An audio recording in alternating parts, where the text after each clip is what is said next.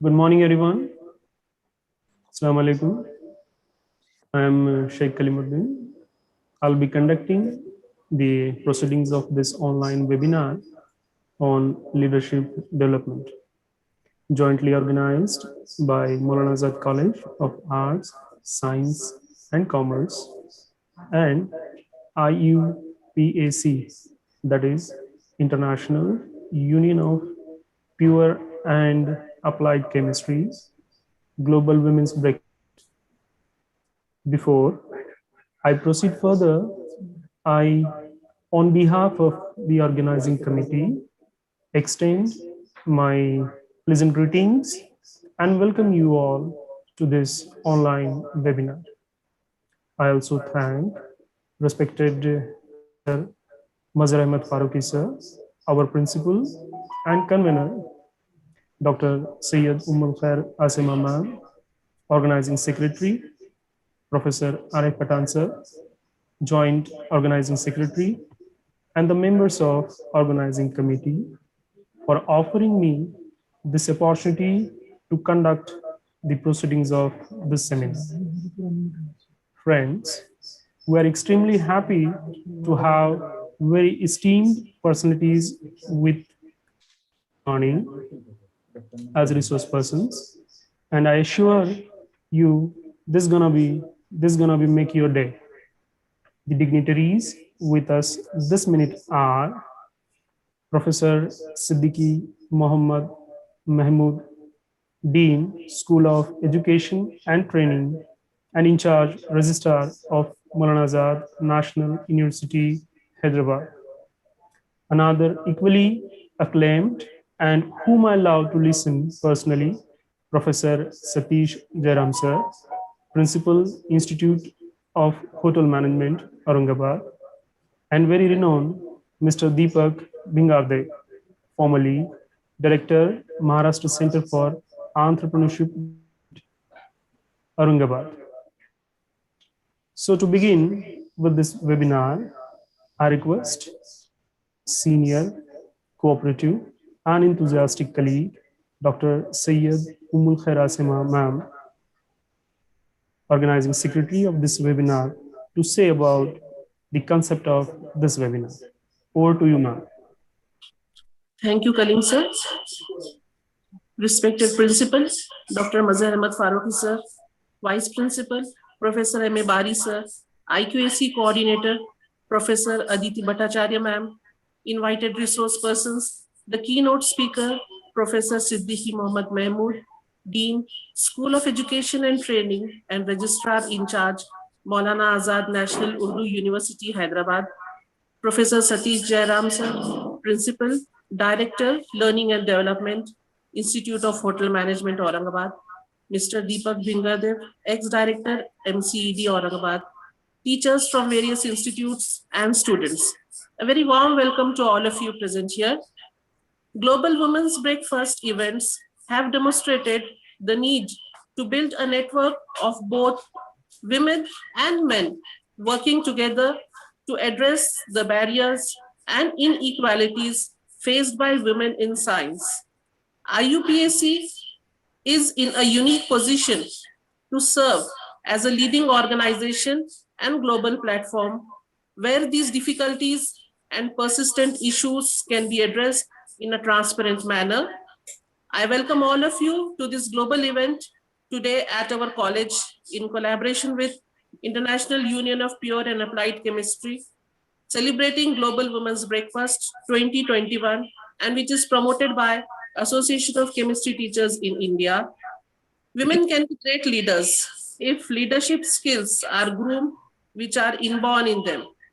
Leadership development helps to build a confidence, skills, and improves the ability with which the activities can be performed.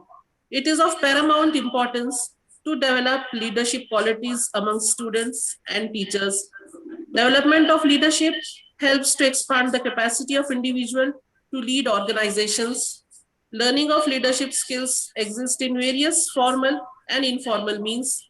Through this webinar, we try to develop leadership skills in students, both male and female, who can lead the diversity in scientific field or any area of interest.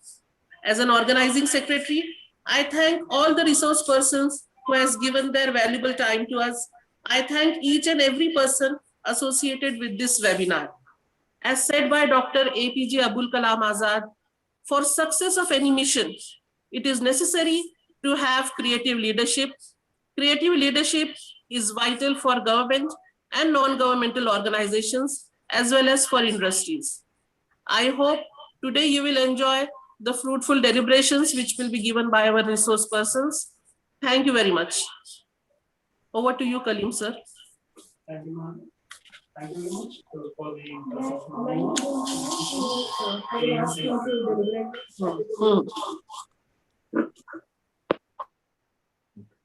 Thank you very much, ma'am, for the conceptual note, discussion, aims and objectives of the seminar of this webinar. Now, I request Professor Arif Khan sir to play a short film.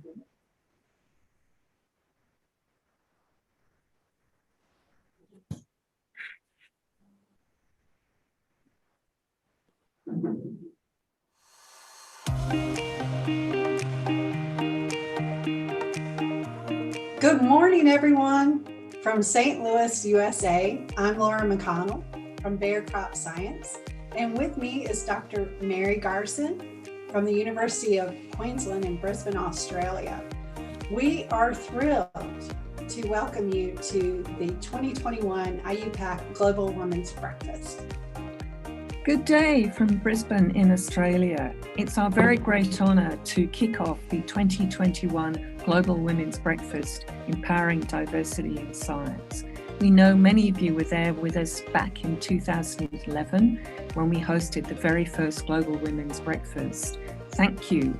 And also welcome back to those who participated in 2019 and 2020.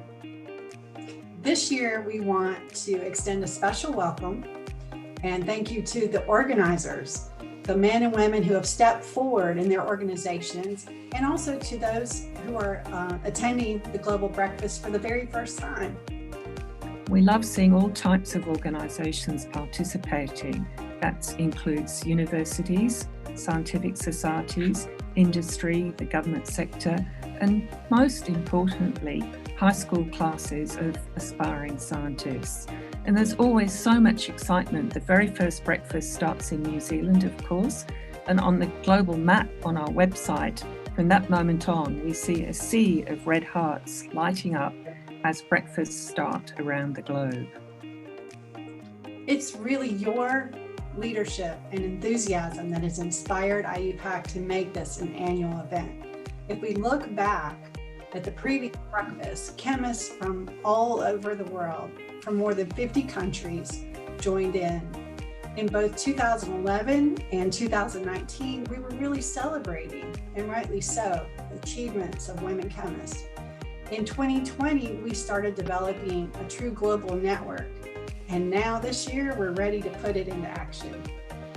So today we're asking groups to connect with each other, to strengthen the bonds that have already been created, and to extend those networks to include new groups and organizations. And this is so important in the current COVID-challenged world where many people have been feeling isolated. That's right, Mary. And looking at the many groups who have developed programs for their events, some are highlighting, women leaders in their organizations, some are having conversations on the challenges that women face in their careers, and others are supporting young scientists in their organization.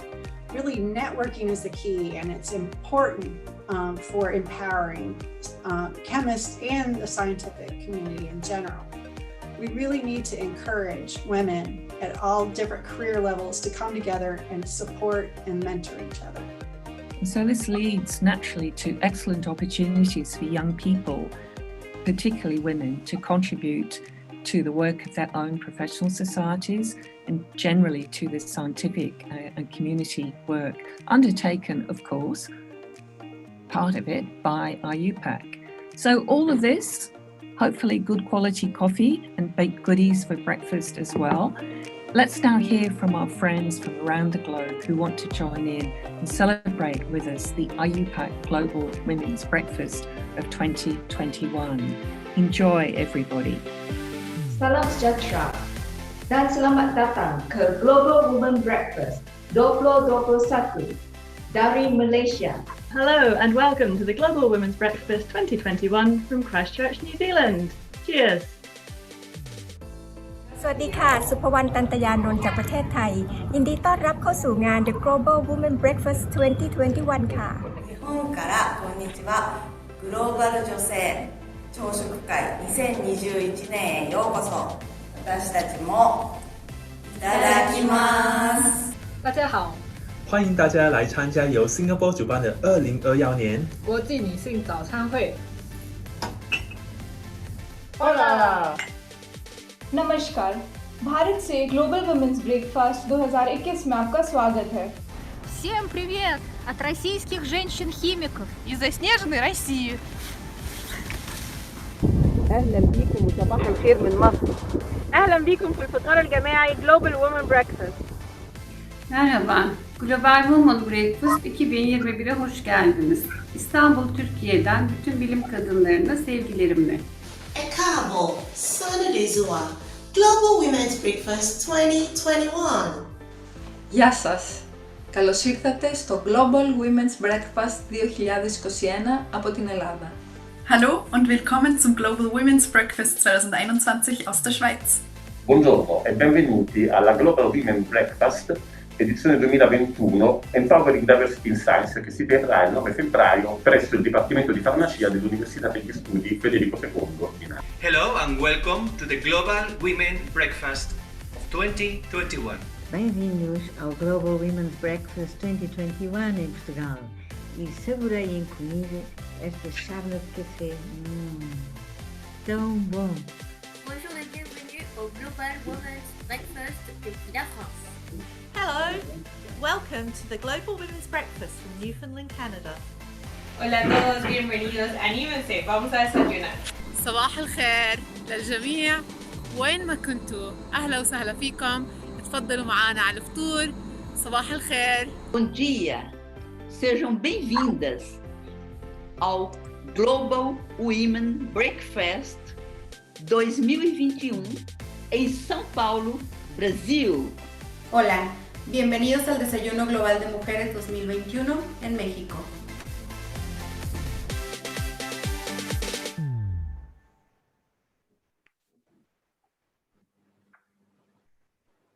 Thank you very much, sir.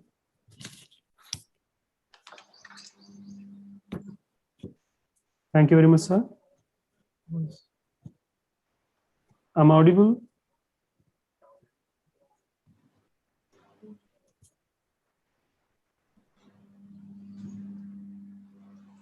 I'm audible? Yes.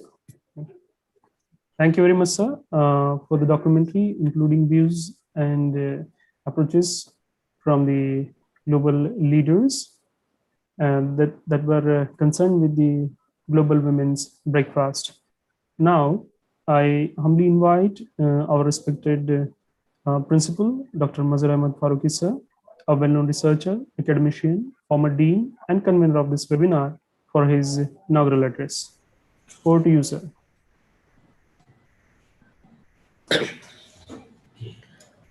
Invited speakers, teachers, and students from various institutions, good morning one and all. I welcome all of you for this webinar on leadership development organized in collaboration with IUPAC under Global Women's Breakfast 2021. I feel proud to organize this webinar promoted by Association for Chemistry Teachers in India. Maulana Azad College of Arts, Science and Commerce was established in 1963. It has a large and beautiful campus with Mughal architecture. It has been awarded A grade by NAC. The college has been granted College with Potential for Excellence status by UGC. We continue to be guided and inspired by life and work of our mentor, late Dr. Rafiq Zakaria, who was a visionary and an eminent educationist.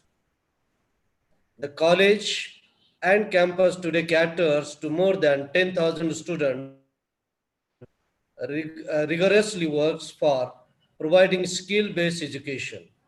The students from different religion, caste and creed obtain education from our institutes. Our students are placed on high position in various organizations throughout the world. Leadership development refers to activities that improve skill, abilities, and confidence of leaders. It is a common process of succession planning with aims to produce high caliber leaders to take over senior positions when they become vacant. We understand the need for great leaders, and therefore we decided to educate our staff and students, particularly women, on building their leadership development skills that will make a difference. Organizations that create a culture of equal opportunity and diversity, having both women and men in leadership role, helps organizations to grow and are better able to progress quickly. Hence the subject, leadership development, selected for webinar. I hope this webinar will be fruitful to all of you for developing the skill of leadership. Thank you very much.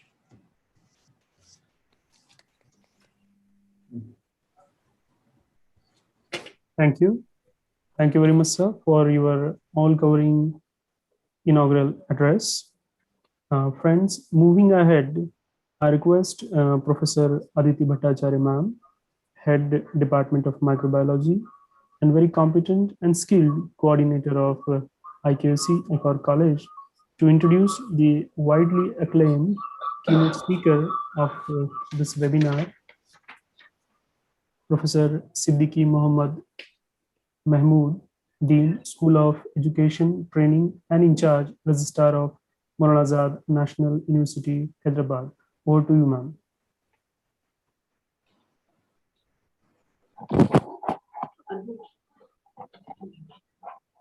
Good morning. Am I audible? Honorable Principal, respected guest speakers, distinguished participants, and dear students. A very warm welcome to all of you from the Internal Quality Assurance Cell, Maulana Azad College, Aurangabad. It gives me immense pleasure in presenting before you the dedicated academic journey of our resource speaker for this session, Dr. Siddiqui Mahmoud, who is a professor and dean, School of Education and Training, and also in charge registrar, Maulana Azad National Urdu University, Hyderabad. From being an experienced administrator to a dedicated teacher, I present a few glimpses of his work and research. He has handled several academic and administrative responsibilities, namely working as Director, CPD-UMT Mano, Dean Student Welfare, In Charge Controller of Examinations, Principal Mano CT Darbhanga and Bhopal, Chairman Establishment Committee Manu, Asansol, Aurangabad, Sambhal, Bidar, and Haryana. He has been involved in several innovative programs and has officiated as PhD examiner for IIUM Malaysia. He has contributed several scholarly articles in books and journals of national and international repute. He has written 29 articles in popular magazines and newspapers. He has put across his views in about 60 plenary lectures and invited talk, and has successfully guided 9 PhD students so far. Sir, this is a great opportunity to meet up once again, as you were a part of the campus and you are a part always. Ladies and gentlemen, please join me in welcoming Dr. Mahmoud Siddiqui, sir, with a request to you, sir, to kindly start with your deliberation. Thank you. Thank you very much, madam. I'm highly grateful to you for this wonderful introduction.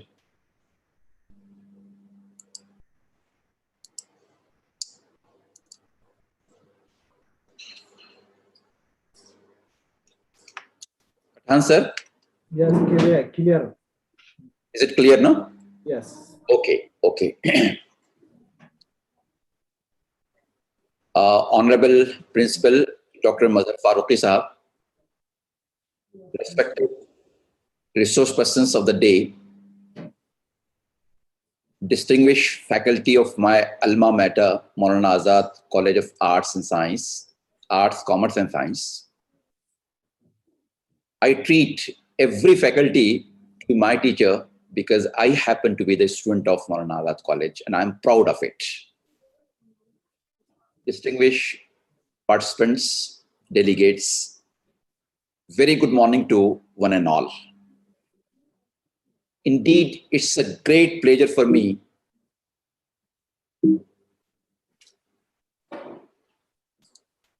to be with you all in this webinar on leadership development. Friends, the first question that arises to our minds is, what is the leadership? What do you mean by leadership? Our rising leaders, our students are there as the participants, and they might be having different concepts of leadership. I won't go into the technical jargon. For a layman, what does a layman understand with the word leadership that I'll discuss? Friends, believe in me that majority of the people understand that leadership means political leadership. That's not the case. We are talking here leadership in general. So what leadership is? Leadership is a quality of a person that influences others to accomplish an objective and directs the organization in a way that makes it more cohesive and coherent. I remember being the part of the campus for a very long time. I have seen the dynamic leadership and visionary personality of late Dr. Rafiq Zakaria. Honorable Dr. Rafiq Zakaria, he possessed this quality in a very, very effective manner. He influenced so many people to accomplish the task, the academic task, and created a wonderful academic environment through this campus throughout Marathwada. Really, we are having a very good example of effective leadership in front of us. Friends, leadership is an umbrella concept. It covers so many things in it. Leadership is a quality which comprises of so many other sub-qualities. For example, setting a vision. A leader is never without a vision. Whenever we talk of a leader, definitely he or she will have a vision before him. Then leader is one who achieves the goals. He does not simply set the goals, but dedicates himself to achieve the goals. Then while achieving the goals, he also takes care of the fellow participants, the teammates, because he has got empathy for fellow beings and for one and all. And one more quality of a good leader is humility. He will never pose that as if I'm a boss. No, he'll say, I'm also one of the members of the team. Then, who is a leader? First of all, he is driven by the right motivation. When we say that leader is having a vision and a mission, then it is understood that that mission will be very positive and it will be fruitful for one and all. So a leader is one who is always driven by the right motivation. his motives cannot be doubted, then he makes a positive impact on the people around. The exact concept of leadership is not to grow oneself, but also to make others grow to the best possibilities for which they have been born. The leaders take the people to that level. Then he can see how things can be improved. He never says only issues and problems. On the contrary, for him, the real concept is to start the problems and feed the opportunities and to resolve the issues. So he can see how things can be improved. Then the leader rallies or brings the people together in order to help or support a cause. He is having that dynamism, that magnetism that attracts the people to work and support for a cause that the leader has decided.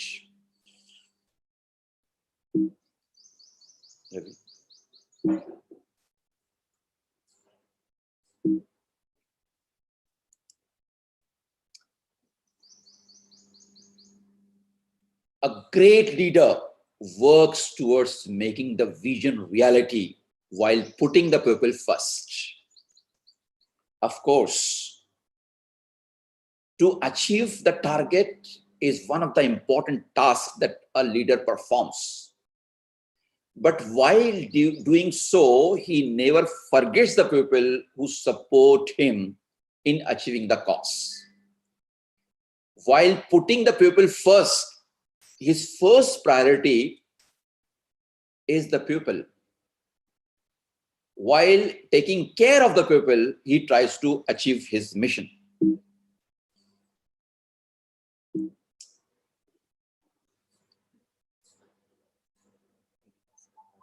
How many times it will be? Is leadership an inborn quality? That might be a question in the minds of our rising leaders, our students. They will say, sir, though I desire to be the leader of my field, but you know, the leaders are born and I'm just a very layman, very humble person. How can I be the leader of my field?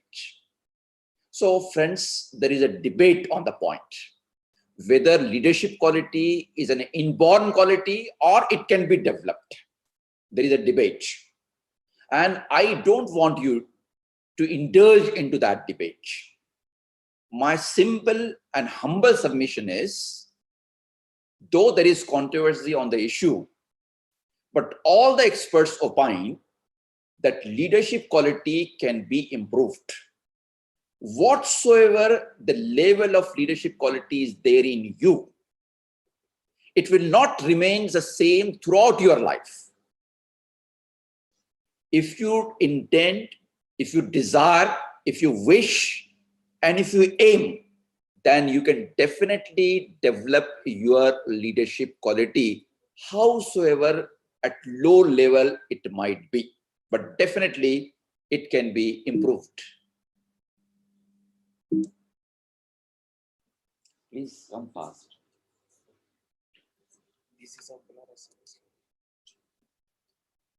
कैसे होगा इनको बुला लीजिए. Now it is said, the next question might be how leadership can be improved. Once I said that the quality of leadership can be improved, the next question definitely that will arise to the minds of the young leaders will be how to improve the quality of leadership. The first thing and the foremost thing that I would like to share with the rising leaders is, please practice discipline. Have discipline in your life. That is the first and foremost quality of a great leader. I know very well, some of you may not be so much disciplined as far as your student life is concerned. But once you decide a higher aim, high objective, then you need to achieve it by following very strict discipline in yourself. And please remember that when I talk about discipline, I never mean imposed discipline. It should be self-discipline. It should be the discipline from within. It should be what is called as intrinsic discipline that is required to be practiced. Then, if you really want to develop your quality of leadership, the second step that you should take is never skip yourself, never run away from accepting the responsibilities. Always try to indulge yourself into new projects. Always accept new responsibilities. And it is through by accepting responsibilities and discharging our duties that we develop slowly and gradually our quality of leadership. So if you really want to be a great leader, then accept the challenges, accept the responsibilities. Then at the same time, try to learn to follow. Because those who seem to be the leader, they also required to follow somebody else in one field or the another field. Because nobody is master of all fields. So in whatever field you require the guidance from others, you need to follow it strictly with letter and spirit. So a leader, if you really want to be a good leader, then he needs to be a good follower as well. Then develop situational awareness. You might be highly educated, you might be highly qualified, you might be having so many degrees, you might be having a lot of knowledge. But when you enter into a profession, then you require the situational awareness of that profession or that field. So you need to develop situational awareness. Then only you will become more effective as a leader of that situation. Then a leader is one. If you really want to develop your quality of leadership, then stop criticizing others. Never make complaints of others, but try to inspire others. Try to motivate them. As it is said about a teacher, that a teacher is a friend, guide, and philosopher. So these are the three qualities. So he should be a good motivator as well. So when we talk about teacher as a motivator, we really talk about teacher as the leader as well. So start learning how to inspire others. Zarina madam. Next slide, Pujana. It's not going continuously. इससे नहीं जा रहा वो, उधर से जा रहा है. Okay. Then the sixth point is अभी जान गए थे.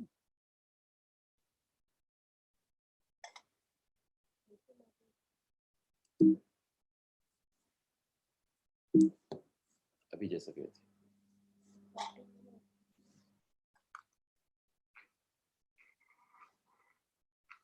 तो बच्चे को कंटिन्यू करना भी नहीं आया.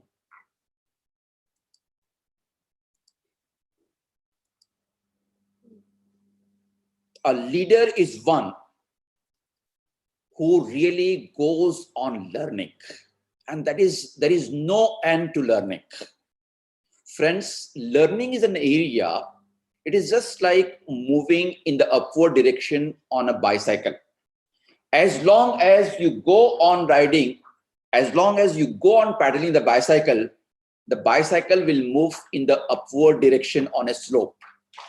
But the moment you stop paddling the bicycle, you will not be able to stick to that place, but immediately you will come down.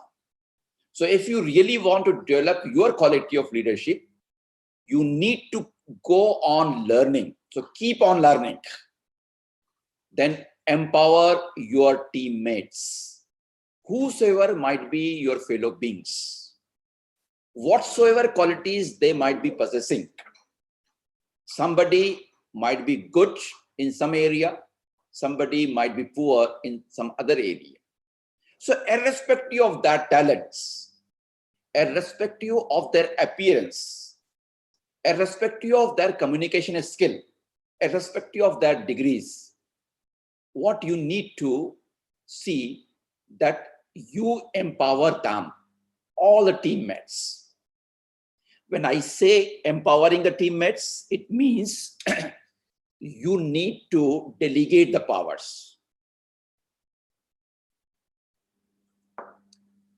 There are certain leaders who think that their job is to simply take the work from the people, and they want to keep all the authorities with them. But no, sir, this won't work for a longer duration. If you really want to keep your team to be dynamic for a longer duration, you need to empower each and every member of your team. You need to resolve conflicts. Naturally, when people will gather, they will come at one platform. Then there is every possibility that some or the other conflicts and issues may arise. So as a leader, you will say that my focus of attention is on achieving the targets. So how can I play with these issues and conflicts and rifts among the teammates? So that's true. Your first priority is the developmental activity that you have undertaken. But that developmental activity you can perform in the best possible manner when you try to win the confidence of one and every member of your team. And if they're having certain problems with each other, then you cannot take the risk of neglecting those problems, those issues and rifts. You need to resolve the conflicts. And as far as the problems are concerned, as far as the issues are concerned, the best time to solve any problem is before it arises.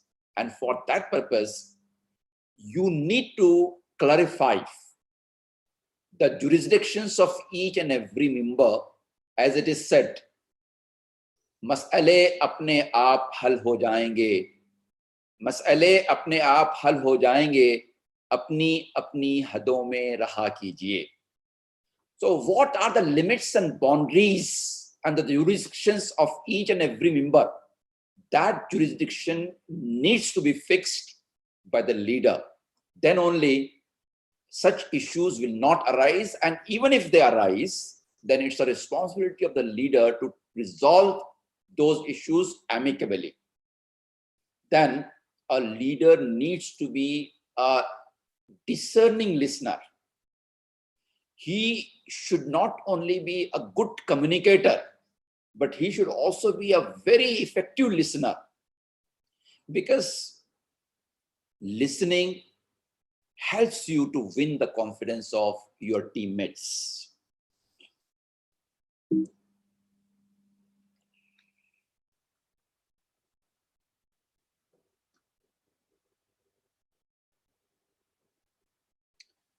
Then you need to give justice to one and all.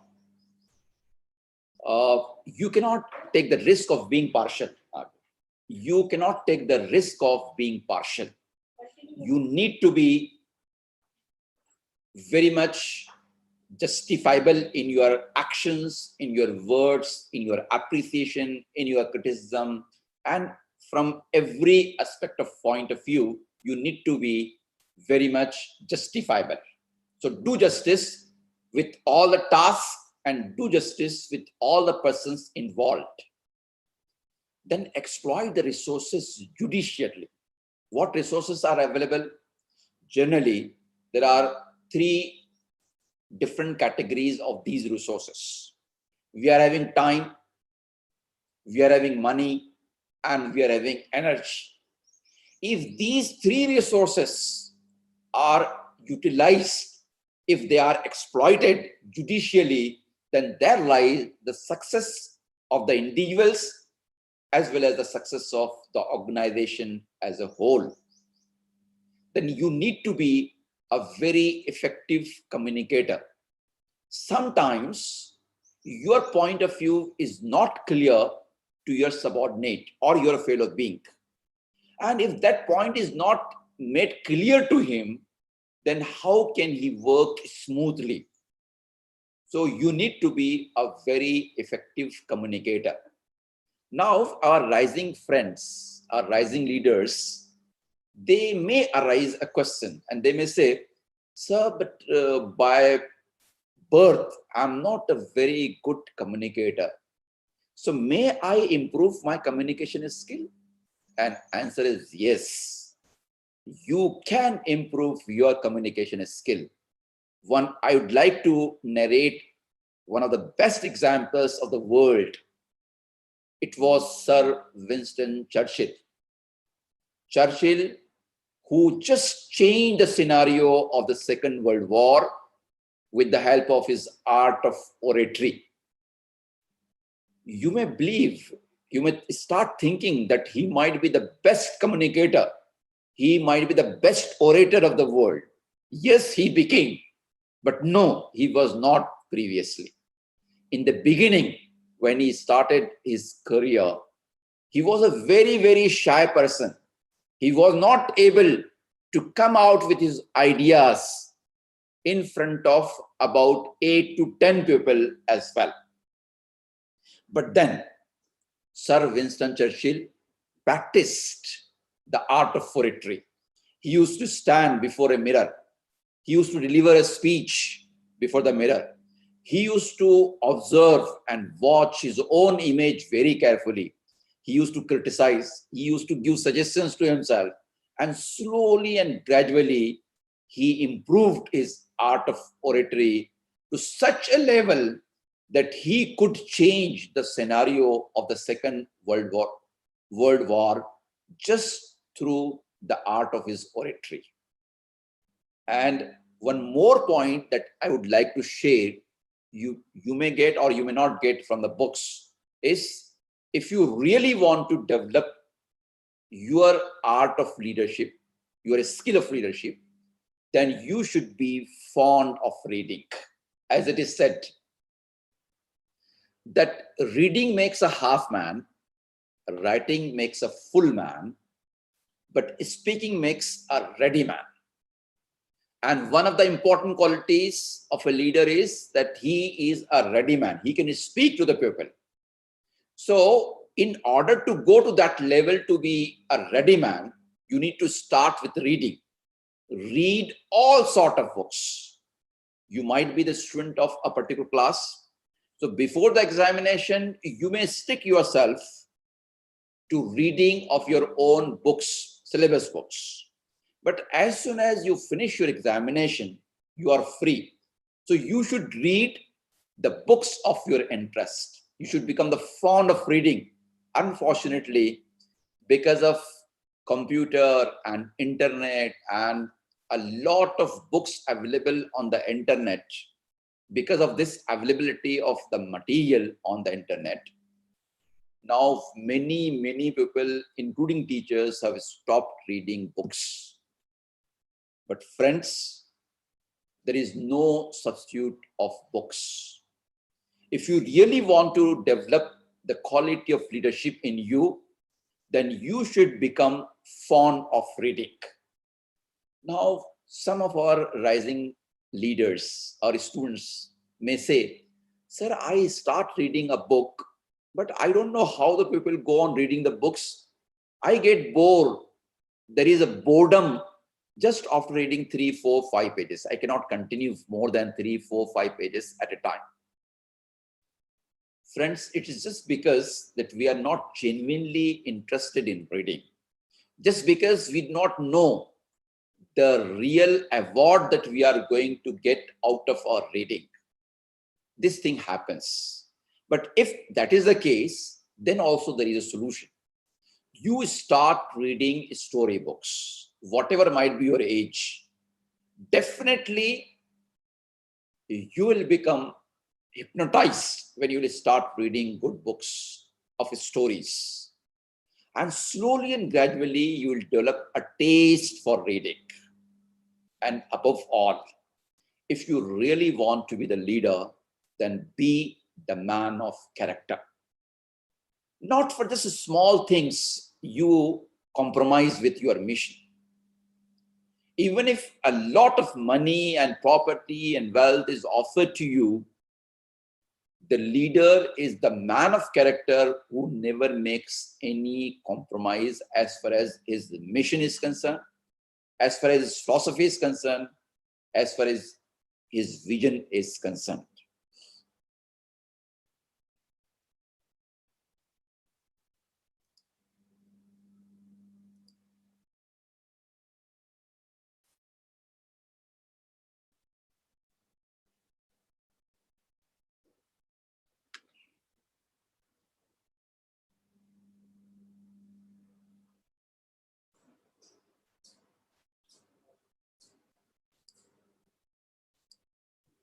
बुलाओगे उनको ये next slide लेना है ना continuation में कर दिए तो अच्छा रहता देखिए जल्दी देखिए अगले slide then as far as our students are concerned the organizer of this webinar Dr. Ummul Khair Asima madam has especially requested me to focus upon our students because they are the rising leaders. So if you really want to develop yourself, then try to know yourself. With what immense potentialities you are born with. That is the first question that you need to ask yourself. There are certain students, out of their humility, they may say, sir, I do not have any characteristic, any quality, any talent, any merit in me. I'm just a very humble person. No, if you say this, that means you are denying the power of his Almighty, because his Almighty has given the talents to one and all. For example, if I ask you how many seeds are there in an apple, and if you do not know the answer, what will you do? You will take a knife and you will cut the apple and you will say that there are 4 seeds in an apple. But if I take one seed in my hand and if I ask you how many apples are there in this seed, now it's very difficult because that seed will be soaked, a plant will grow. That plant will have certain fruits, certain apples. Now each apple will have seeds. Those seeds will be again soaked and plants will grow. And that will be a chain. That will be a continuation. So we cannot say how many apples are there in each seed. So exactly in the same fashion, I cannot say what talents my students are having. I cannot say how many talents are there in my students, but my students, they can help themselves in identifying with what talents they have been born. Some other time, I would like to discuss on this particular issue at length. This is not the right time, but try to know yourself, your powers, your talents, your qualities. You may seek the suggestions from your teachers. You may seek the suggestions from your parents. You may seek the suggestions from your friends as well. But you need to recognize the immense talents you are born with. Then, Dr. APJ Abdul Kalam, the former president of India, once he said that in his opinion, it's a crime to dream small. And therefore, we need to see big dreams. Our mission should be very vast. We should have broad vision. We should have big aim in our life. Then as per our aim, we need to make an action plan. I'm not talking about only planning, but I'm talking about action planning. Because it is said, failing to plan is planning to fail. Those who never make any plan, actually, there is a ready-made plan of failure with them. So if you really need to make make your success sure, then you need to make an action plan. Then commit to the plan with discipline. There will be so many attractions in your life. So many things will try to attract your attention. So many things, so many stimuli will try to distract your attention. But those who are the real leaders, they are having a target and they dedicate themselves. They commit themselves with discipline to work upon that plan. Maybe they may get the results just now, or it may take some time to get the results, but they are definitely going to succeed because they are committed to the plan. Then try to be the second to none in your field. Friends, everybody should aspire to be second to none. That is, you select the area of your specialization. Maybe your area of specialization might be chemistry or industrial chemistry or any branch of science or any branch of knowledge, whatsoever branch you have selected. Now, out of that branch, you may not be equally interested in all topics, in all dimensions, in all aspects, in all areas. So whatever area you have selected as the area of your interest, try to have mastery over that area of interest in such a way that you should be second to none in your field. Then those who really want to be the leaders, they go on moving ahead and they also let others to move ahead. They never try to become the obstacle in the way of progress and development of their fellow beings. If somebody is talented, if somebody is having an aim, and if somebody is having an action plan to achieve that aim, then no power in the world can become a bottleneck in his or her way. So as a leader, try to recognize this fact, try to respect this fact, and you move ahead and also let others move ahead.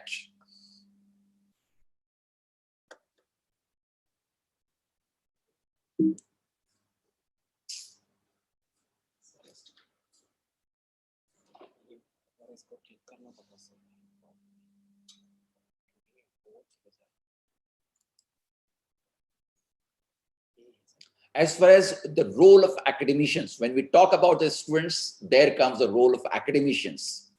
There comes the role of teachers. There comes the role of our faculty members. So my humble request to all the faculty members, to all my fellow teachers, is that being an academician, try to be the role model, because ultimately that's the expectations of the society. We need to have the role models before our young generation. Where from these role models will come? If the teachers will not take themselves to that height of being role model of the students, naturally, students will follow the glamour of the pupil from the film industry, the pupil from the cricket industry, and these celebrities will become their role model. And while following those celebrities, they may start playing, they may start dancing, they may start acting, but they may not be dedicated to the field of their knowledge. So if you really want to see that your students take genuine interest in your area of specialization, in your subject, in your academic area of specialization, then you should become the role model for them. And friends, students are the best judges of their teachers. Whether the teachers, they study hard or not, whether the teachers read the books regularly or not, this can be easily made out by the students, because they are the best judges of the teachers. The way in which you dedicate yourself for the cause of your own area of specialization, the time that you devote to read the books of your subjects of interest that is there before the students. And it is through your example that they also indulge into the intellectual romance. So friends, if you want to make your students to be the lover of your area of specialization, then you need to be indulge yourself with the romance of your area of specialization. Then your success, always remember that your success lies in the success of your students. Sometimes some teachers may be afraid of the great victory their students are going to achieve. For example, Dr. Ummul Khair Asima, when this respected faculty was the student of B.Ed, that time she stood merit first. She was the gold medalist in her B.Ed examination. And really, we are so proud, all the teachers who were associated with Marathwada College of Education, we feel proud of our students to be the gold medalists, to be the merit holders, and to be successful in their career. So your success lies in the success of your students. And your ultimate responsibility is to lead the young generation which is going to make the nation, which is going to build the nation for tomorrow. If you want to see that the future of the country becomes very bright, then you need to make the future of your students bright, so that when they will hold the charge of this nation, they will be empowered with the quality of leadership to lead the nation on the successful path.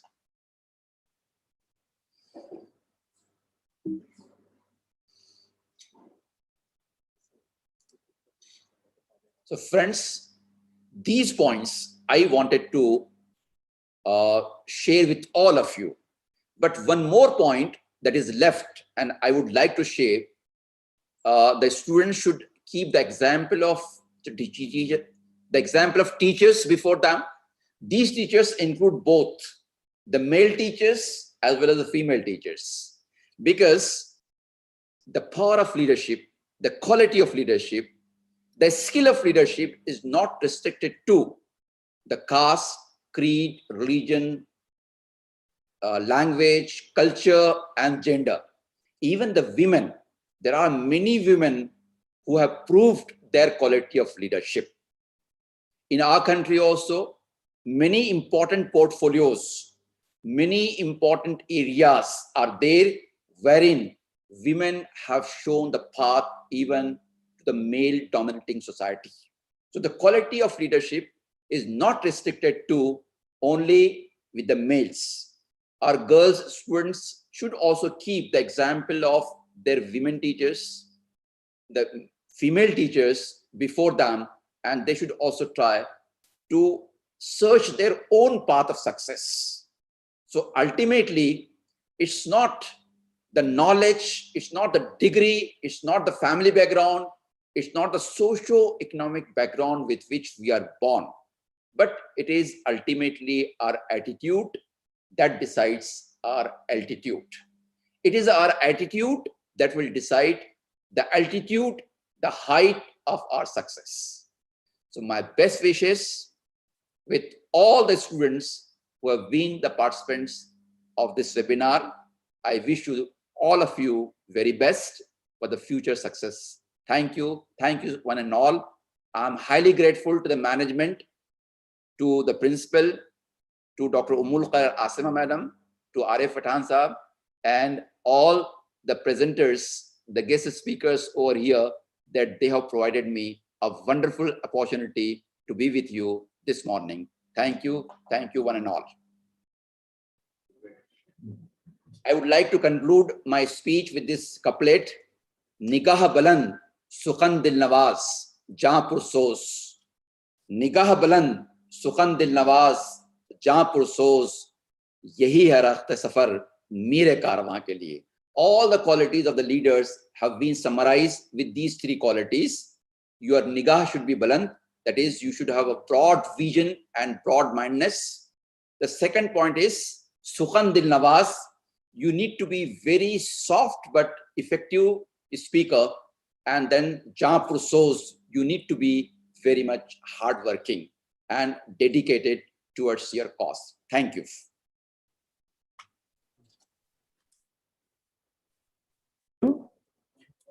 Big thanks to you, sir, for an elaborate discourse and an extended talk on the concept of the aspects you have covered includes who can be a good leader, how the qualities of leadership can be inculcated, and the success mantras to be a leader. Your valuable advice on the judicious use of time, money, and energy will certainly help us in near future.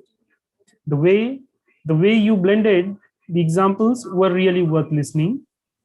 Sir, we highly appreciate your valuable time and a dose of wisdom to the participants and specifically to the students, and signifying the importance of reading. Your talk, indeed, is an intellectual feast for us. Thank you once again for accepting our invitation and delivering an inspirational talk on leadership development. Your talk reminded me a quote by Robin Sharma. He says, I quote, leadership is not about a title. Leadership is not about a title or a designation. It is about impact, influence, and inspiration. Thank you, sir. Thank you very much. Friends,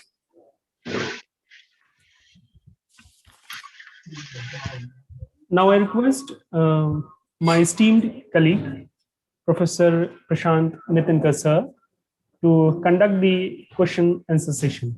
Over to you, sir. Okay, thank you, Dr. Kalim, sir. I would like, sir, some participant posted questions. So I am asking some selected questions from these. There is one question from Sharat Pardesi. How can we improve the communication skill? Please, Dr. Siddiqui, sir. Thank you, sir. That's a wonderful question.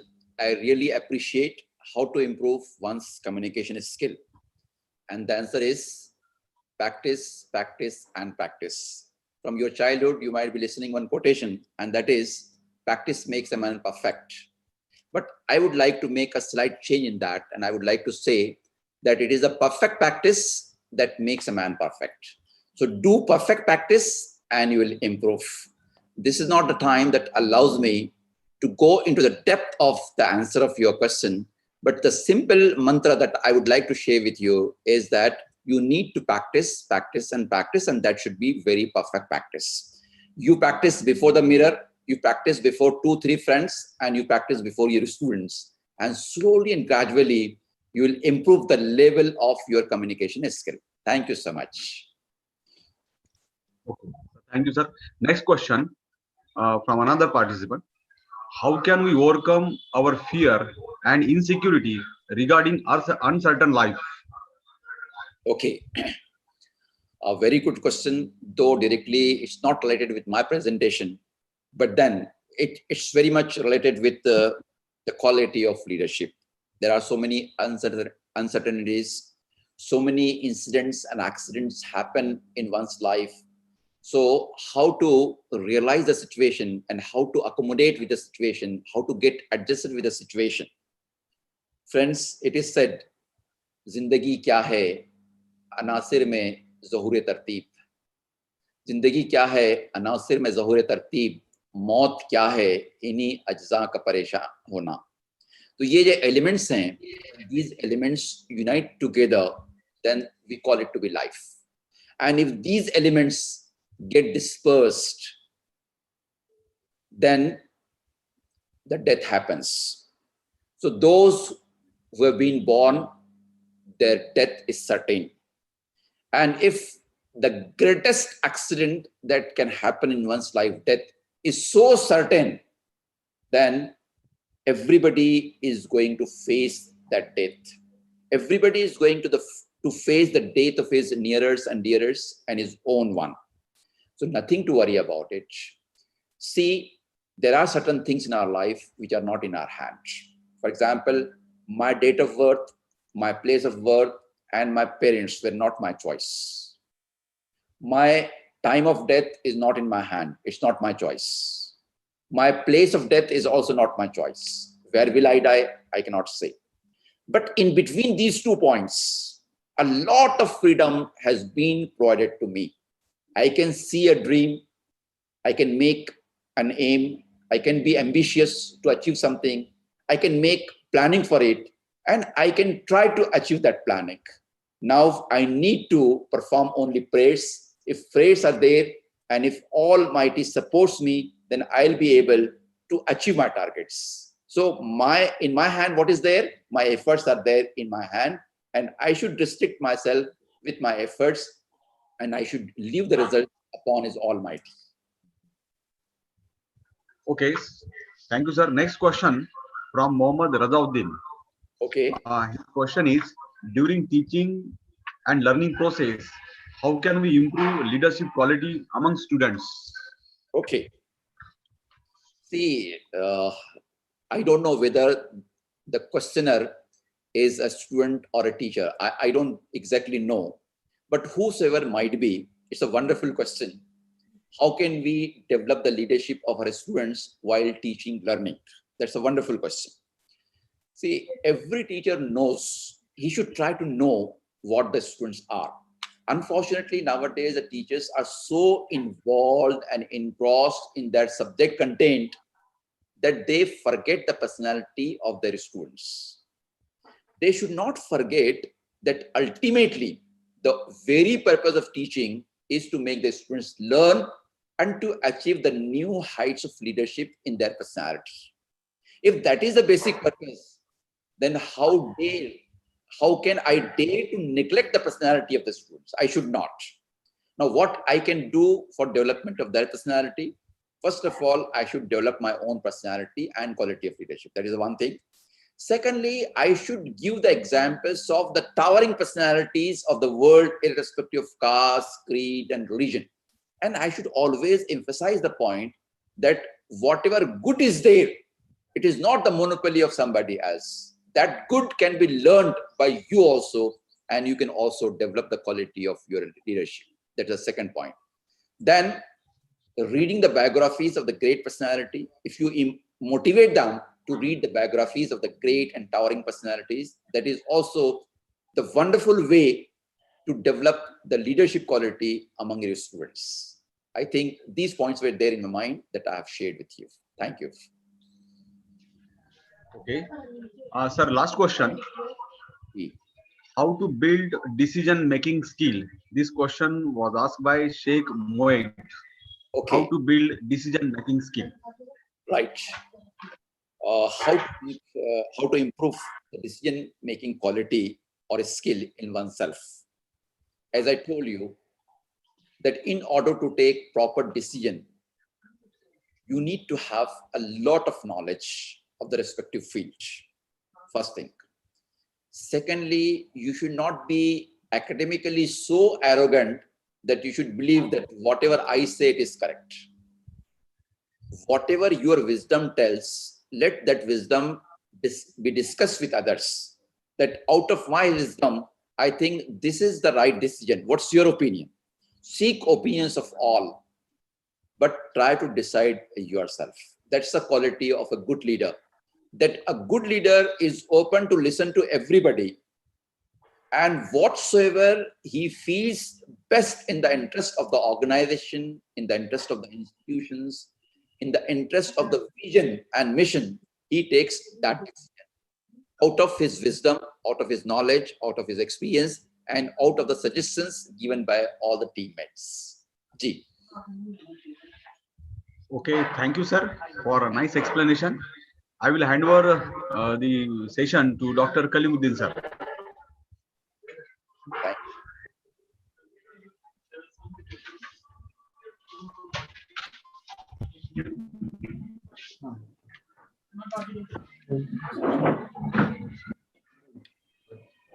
So there are two more questions. Nitin sir, there are two more questions. Yes.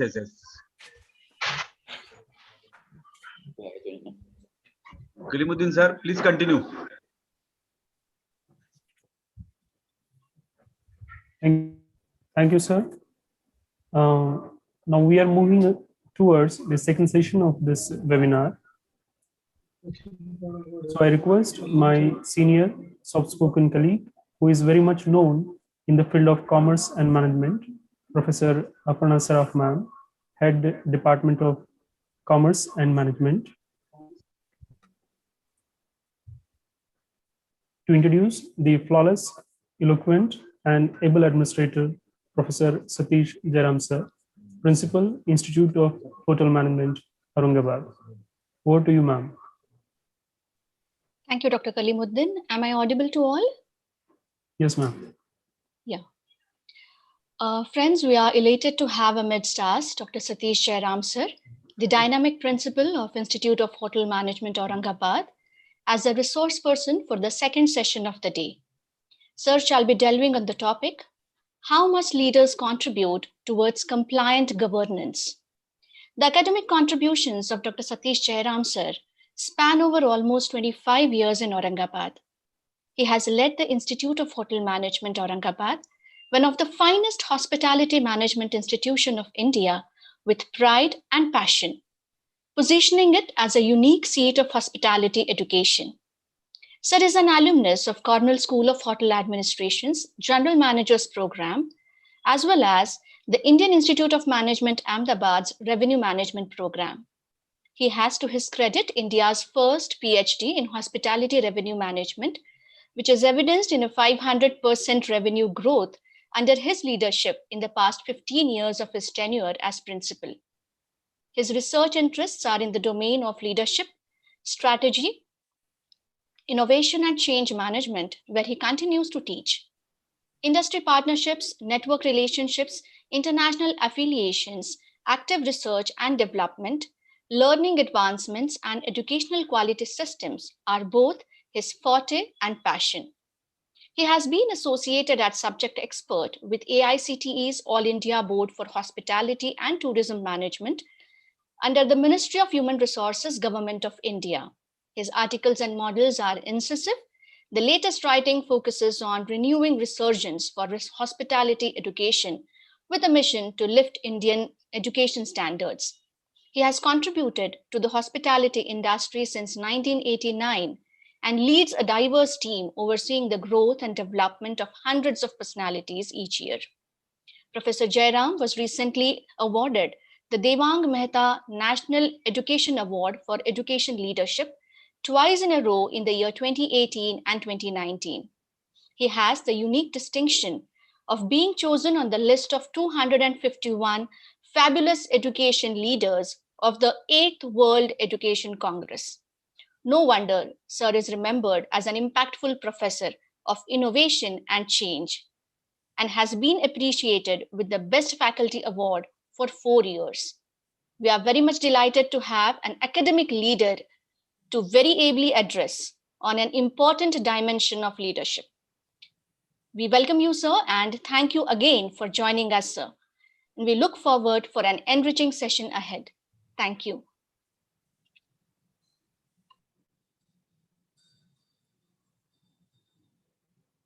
Thank you, Dr. Saraf. Thank you, ladies and gentlemen. It is an honor to be participating in the Global Women's Breakfast session that you've so ably organized from Maulana Azad College this afternoon. So it's nearly brunch, and it's time for us to think about keeping our conversation short and crisp. I'd like to thank Professor Siddiqui for a grand opening. And I must only say, my presentation is one slide, and I hope that it's enough to enrich whatever questions there might be in people's minds. I want to start my talk by setting the context of where we are right now, and potentially talk about where we want to go and how we are going to get there using this principle of compliant governance, which is such an important responsibility of leaders. And I want to use this opportunity to quote from one of the most prolific writers and journalists of our time, Dr. Fareed Zakaria. And I'm going to start my talk by setting the context, focusing on an article that he wrote in the Washington Post on the 28th of January. So we're hoping that the proliferation of the vaccine is going to give us all the advantage of herd immunity as we go forward. And we are hoping that the post-pandemic world is going to give us an opportunity to demonstrate our enhanced leadership capabilities, which we have developed from all the introspection that we've had for so many months today. Vaccinations are ramping up in every part of the world, and particularly the United States and Britain have had to deal with a huge challenge. But it's interesting that Dr. Fareed Zakaria says we might be seeing a false dawn. So despite all of this amazing progress that we've made with the vaccines, the truth is that the current trajectory that we are following virtually guarantees that we may never really be able to defeat the coronavirus. Now, this is the kind of challenge that we are faced with.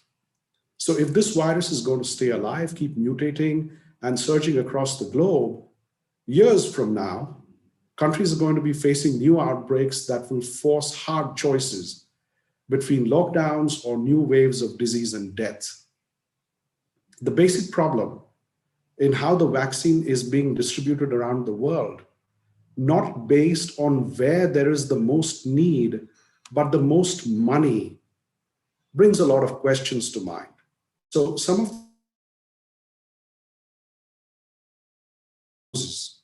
sometimes far in excess of what they need. Canada, for example, has pre-ordered enough to cover its 38 million residents 5 times over. Nigeria's 200 million people have not received a single dose of the vaccine. Rich countries make up 16% of the world's population, yet they have locked up 60% of the world's vaccine supply. In a recent Foreign Affairs article, Thomas Bollicki and Chad Brown pointed out that Australia, Canada, and Japan account for less than 1% of the world's coronavirus cases, but have secured more doses than all of Latin America and the Caribbean, which account for more than 17% of the cases. And even though several African countries have been used for vaccine trials, almost no sub-Saharan nation has received vaccines in any significant quantity, while 40 million doses have already been administered in rich countries. Researchers from Duke University say that many developing countries will not be fully vaccinated until 2024, which means that the virus will have years to spread and mutate. In an annual letter, Bill and Melinda Gates note that low and middle-income countries will be able to vaccinate only 1 out of every 5 people by the end of 2021. Like it or not, they write, we are all in this together. So this problem that I'm trying to showcase goes far beyond public health. So the International Chamber of Commerce has released a study showing that this lopsided vaccination of the world will cause global economic losses to the tune of $1.5 trillion to $9.2 trillion. Half of this could be borne by the richest countries. So when you look at data from 35 industries in 65 countries, this study concludes that the world economy is so interconnected, with having large areas of it still suffering from COVID-19, that it's going to produce greater bottlenecks, there's going to be greater friction, there's going to be a loss of demand, and all of this is going to affect everyone, everywhere. Another study estimates that for every dollar rich countries invest in vaccines for the developing world, they would get back about $5 in economic output. Despite these realities, vaccine nationalism is actually rising as slow supplies and bureaucratic delays in rich countries have caused politicians to demand speedy action for their population. European nations are threatening to restrict exports of the Pfizer vaccine and to take legal action against AstraZeneca because of suspicions that it has prioritized delivering vaccines to Britain over EU countries, which of course the company denies. Dozens of countries have also restricted exports of medical supplies, which will seriously hamper efforts to eradicate COVID-19 worldwide. Now, this is how we frame the context of what we're going to be talking about. What kind of leadership do we need to deal with such a complex situation? So it's entirely understandable as we speak right now that rich countries want to populate the vaccination in their own people. So their priority is to get their own populations vaccinated first. But there is another way to act rationally and sensibly without hoarding the vaccines, and to make sure that policy, compliance, and good governance will ensure that we follow another structured path and approach to ensure that the disease is eradicated faster.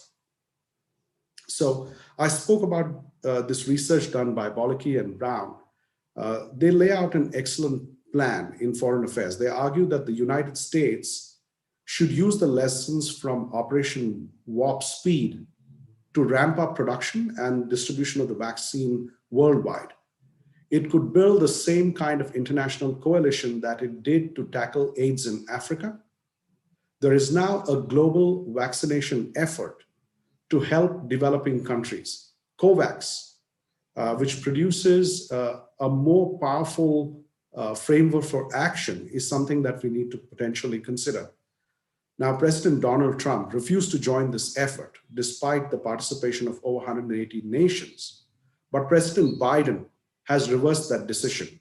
He could go further, using it as a platform to demonstrate the United States' unique capacity to bring countries together around a common problem to help raise the resources that are required and to solve this most pressing problem that's facing the world.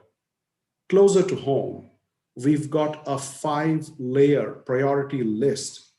So starting from those people who are healthcare workers to those who are contributors to public life, to people who are riddled with comorbidities, and then to other portions of the population, I reckon it's going to be at least 18 to 24 months. By such time, we create the basis for us to be completely vaccinated across this nation. It's a huge challenge.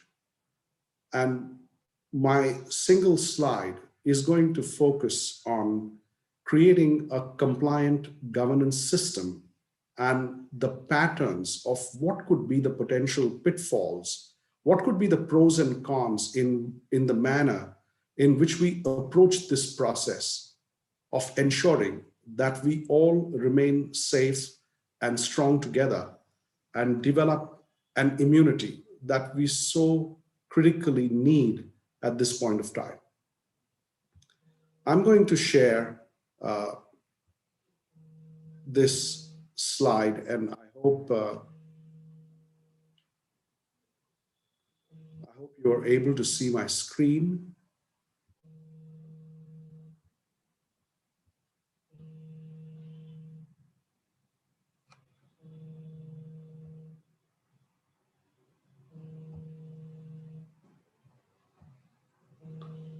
Well, if you're able to see my screen, this is the single slide I'm going to be using in my conversation.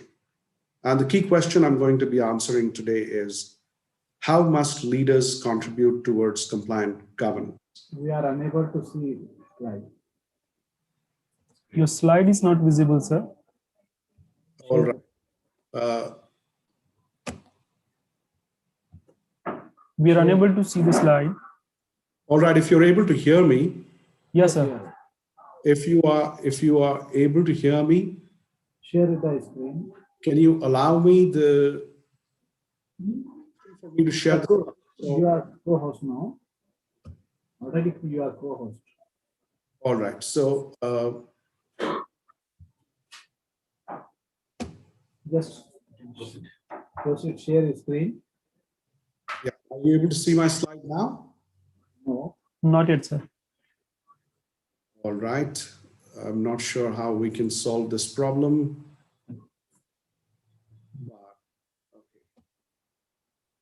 Yes, we are getting your slide. It's visible now, sir. Visible now? All right. Is this better? Yes, sir. Very nice. Great. So I'm trying to answer this key question, and that question is, how must leaders contribute towards compliant governance? And this is a model that I've been working on for the past few months.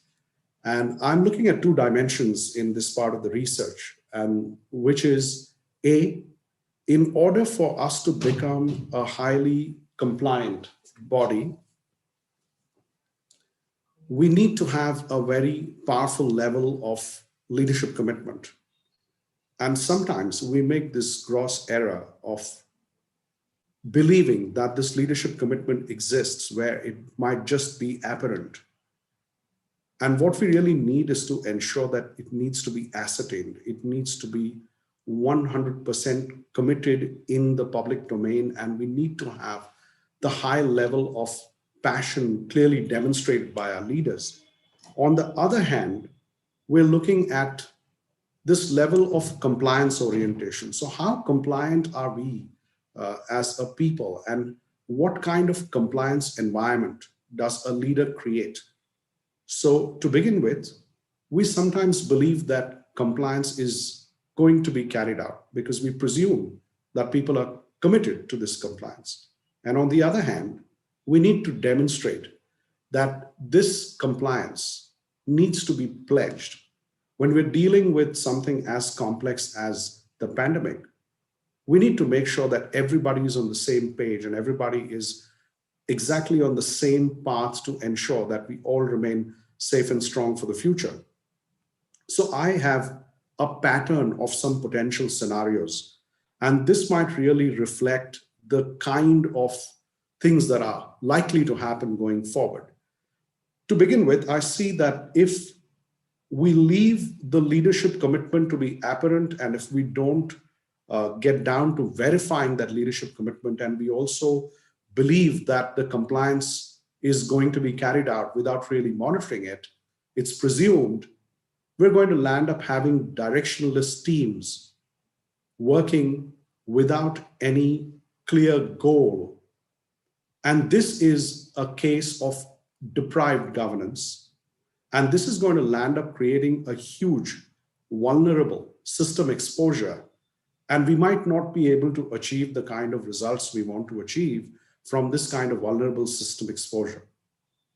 On the other hand, if compliance orientation is pledged, and we see people all committed towards this, even if the leadership commitment is only apparent, we're going to land up having an engaged team.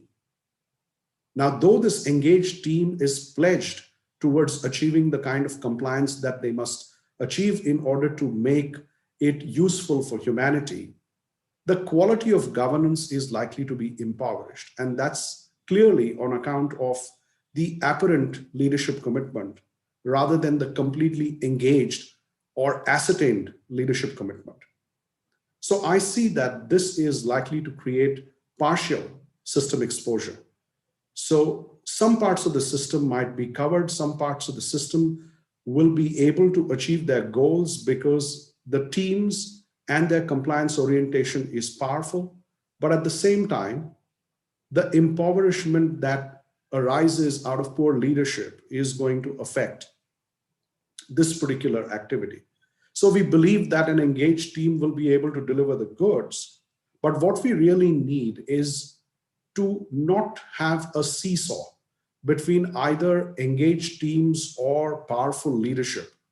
What we need is to achieve a completely compliant governance system. And how we can do that is to ensure that we carry both these dimensions together. So the way I see this is that if we ascertain leadership commitment, very powerful leaders who have clear-cut plans and who have the ability to deliver for the larger common good of the people, without a compliance orientation, we only believe that our people are going to be compliant to the cause, is going to land up resulting in a fragmented governance, which means an incomplete governance. And this is going to land up creating an imperfect system exposure. Given the choice between the devil and the deep sea, I would say an engaged team with partial system exposure is a potentially safer zone to be in, rather than be in a zone where the team is restricted, the team is not able to perform, and we only believe that this compliance orientation of the team is likely to be there. But leadership commitment is powerful, it's strong, and people are driving from the top. This kind of imperfect system exposure is likely to give us clearly greater complex issues for us to deal with. So all of these three zones, we don't need to have directionless teams trying to achieve things which are out of their control. We don't want to have a restricted team with a very powerful leader. On the other hand, we don't want to have a highly engaged team with only an apparent leadership and really no direct contribution. We need to migrate. We need to migrate to this place where we create empowered teams.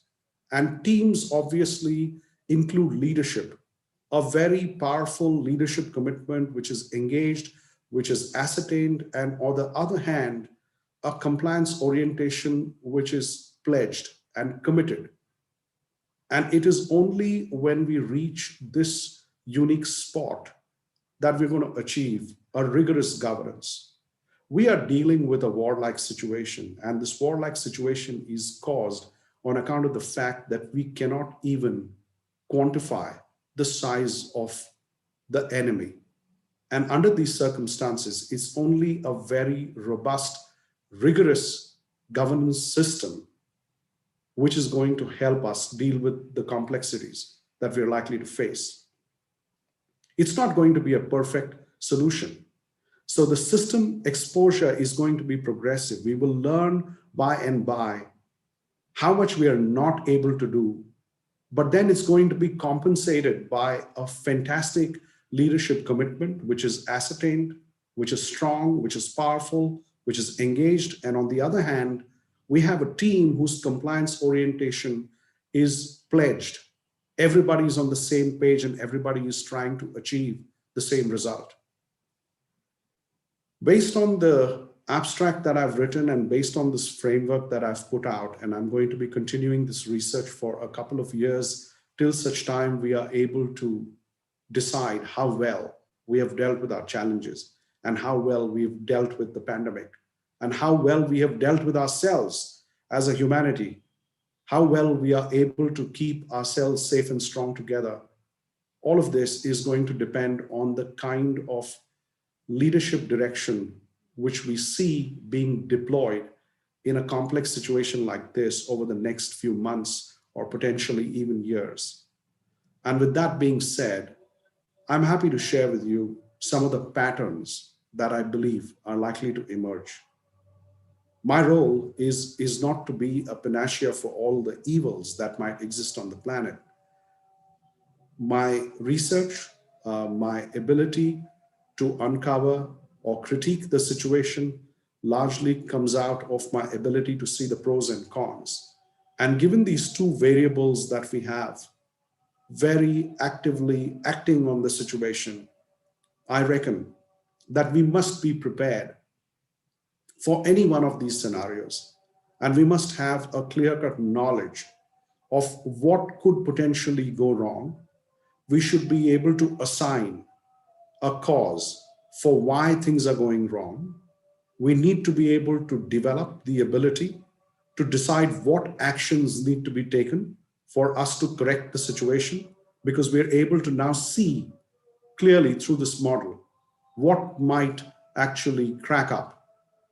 And finally, how we are going to overcome and win over the challenging circumstances that overwhelm all of us today is by empowering our teams, instituting a rigorous governance system, and being prepared with empowerment to ensure that we are able to deal with whatever challenges get thrown at us through this progressive system exposure.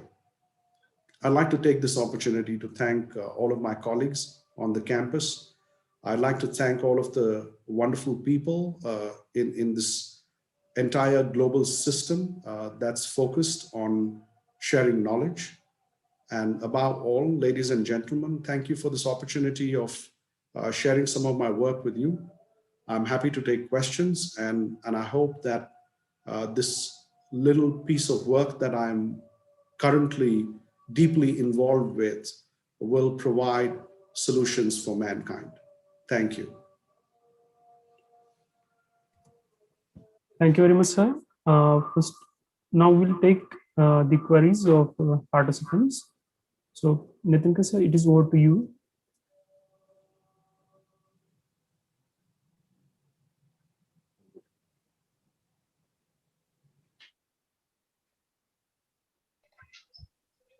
Okay, Dr. Satish Jairam sir, thanks for a very wonderful lecture. There is one question from Rabinath Boro.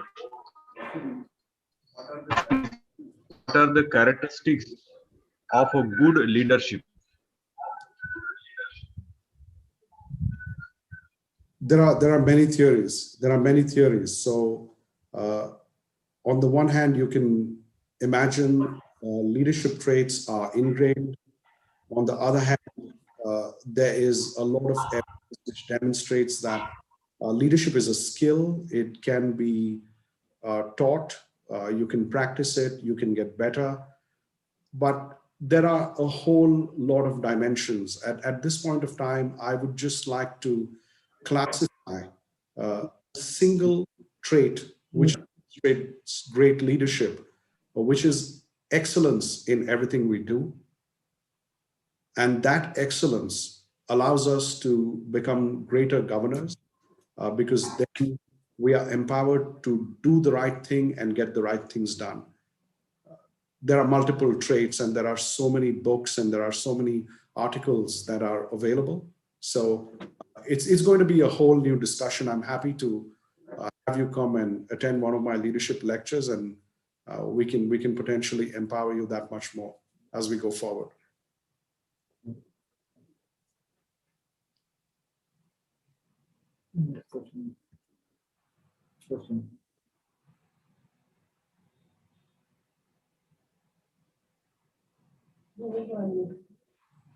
If you're able to hear me, Prashant sir, I think you're muted now.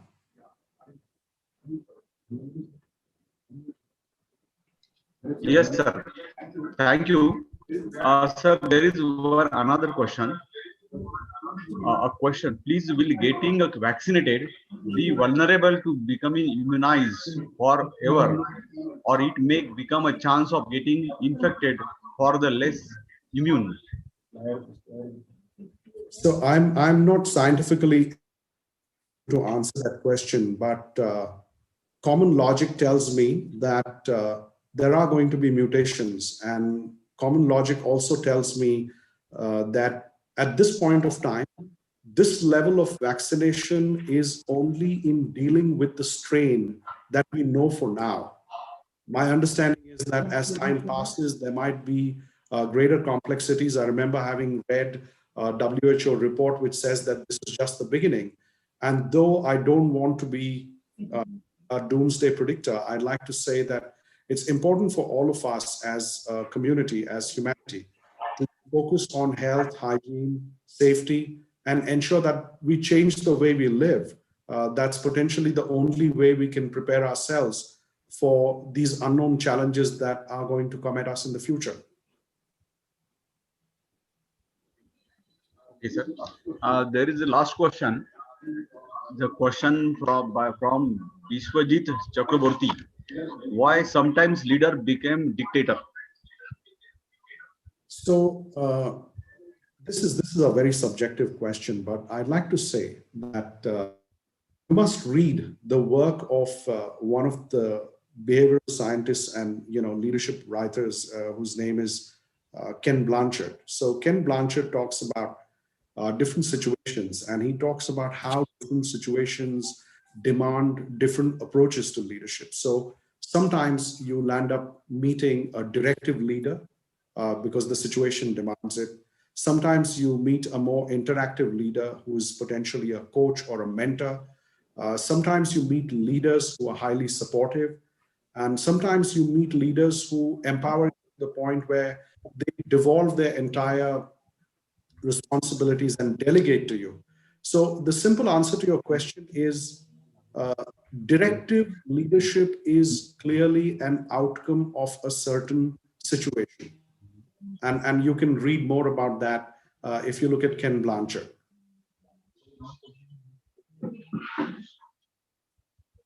Okay, sir. Thank you for your answers. I will hand over the session to Dr. Kalimuddin, sir.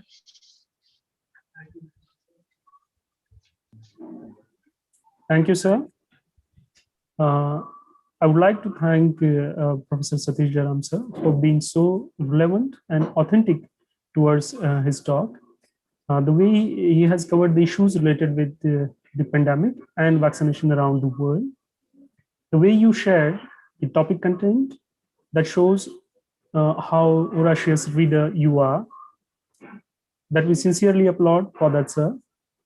We are highly indebted of you for your valuable time and scholarly guidance on the topic, how must leaders contribute towards complaint governance. Thanks once again for accepting our invitation and scholarly discourse.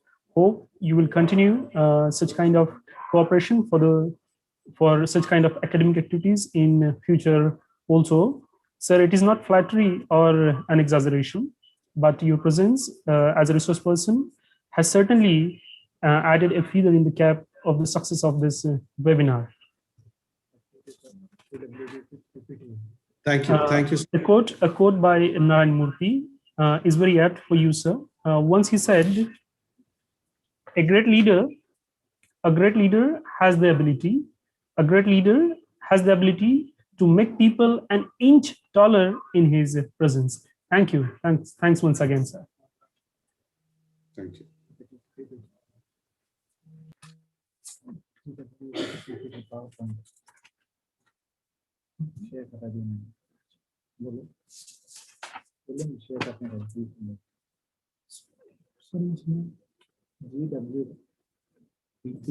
PPT share for your activities of GWT. Now, Arif sir will share the PPT.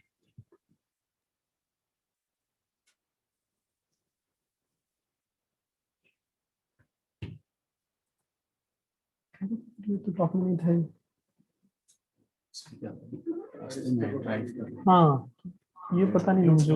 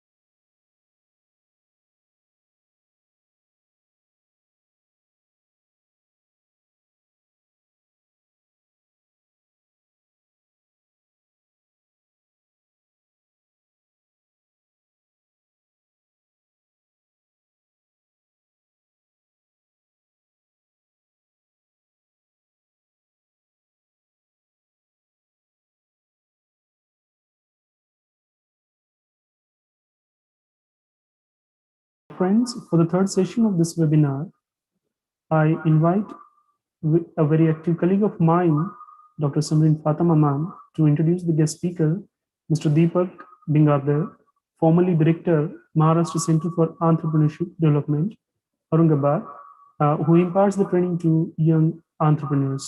Over to you, ma'am. Good afternoon to all. Mr. Deepak Prabhakar Bingardev.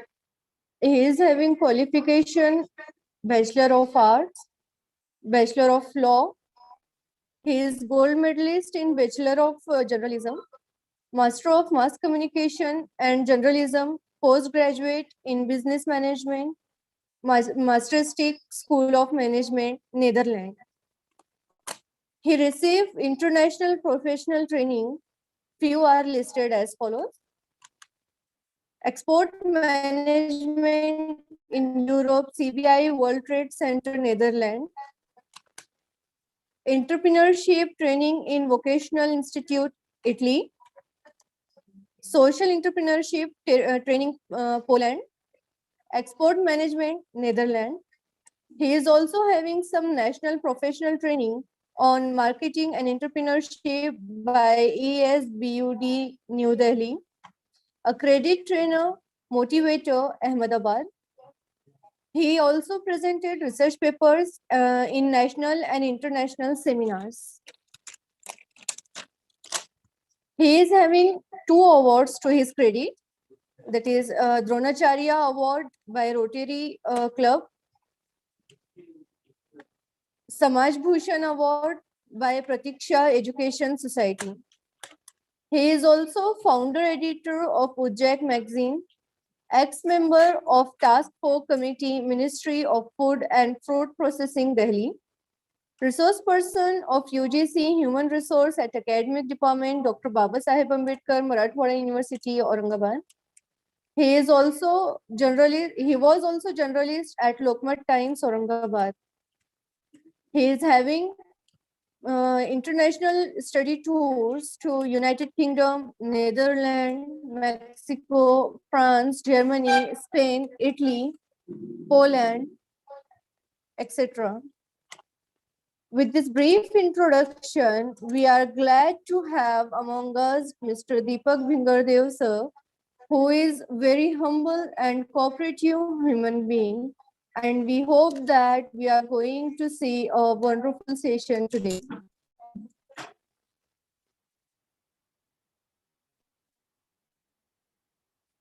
Thank you very much for your introduction of the guest speaker, Mr. Deepak Bingardev. Hello. It's over to you, sir. Yeah. Am I audible? Yes, sir. Well, sorry for the trouble because the schedule was a bit disturbed. So I thought I'll be shifting the venue of myself, and so the delay. Sorry for that, but it is a great pleasure to be with all of you. And since morning, I have been sharing the various views regarding leadership. So it is now my turn to take my views with you. So, friends, leadership politically. Hello, am I audible? Yes, sir. You're quite audible. Okay. You're audible enough. Leadership in political arena, leadership in education, leadership in sports. These are quite different matters. And if we see that I have a very favorite quote for leadership, especially I still remember, since I have heard this quote, that a sheep with a team of tigers, and if a sheep is leading, it will behave that there are more chances of failure. But if one tiger is leading a herd of sheep, there are more chances it can win. What it matters is nothing but who is the leader. And one leader can change the entire scenario. In sports, we have seen this example throughout in the cricket history. We have seen this example in political arena also.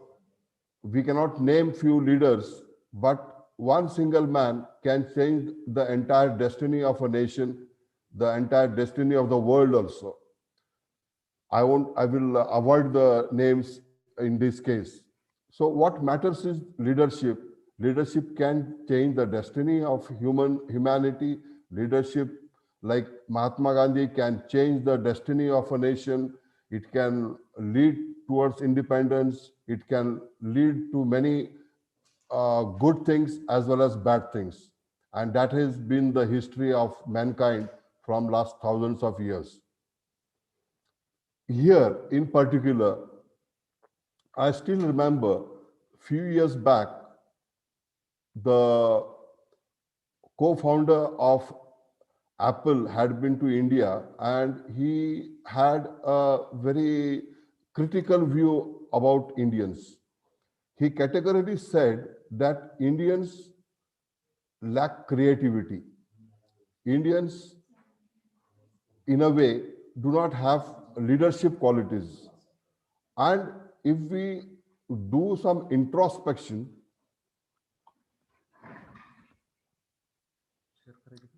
one second. Hello. Am I audible enough now? Yes, sir, you're audible. There is no problem. Yeah. So if we see the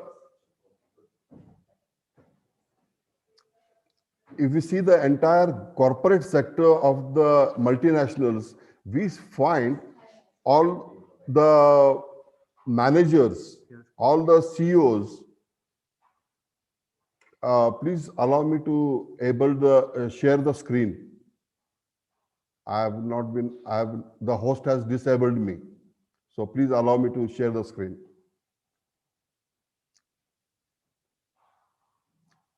Excuse me. Will you please allow me to share the screen? Sir.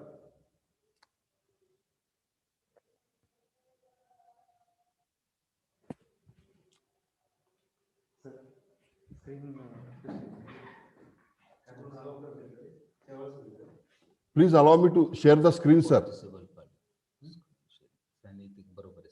No. Have you allowed me? Yes, sir. Okay.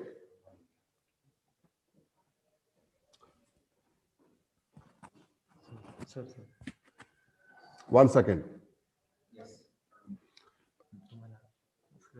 Screen, desktop वरती screen है. Desktop वरती screen आहे. हाँ, ते file आहे. एक minute sir. कोणती file आहे ती? ही.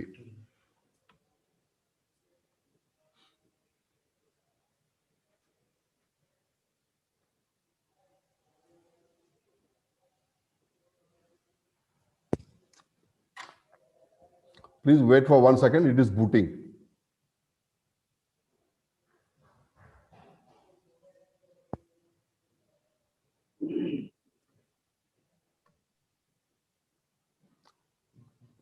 Well, friends.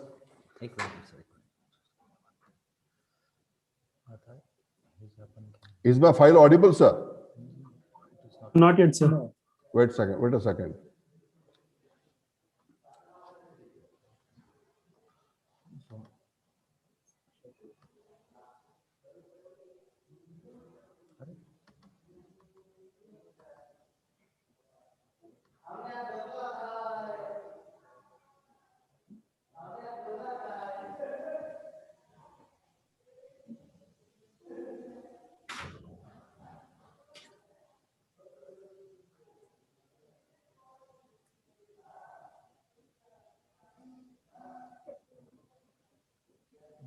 This should be.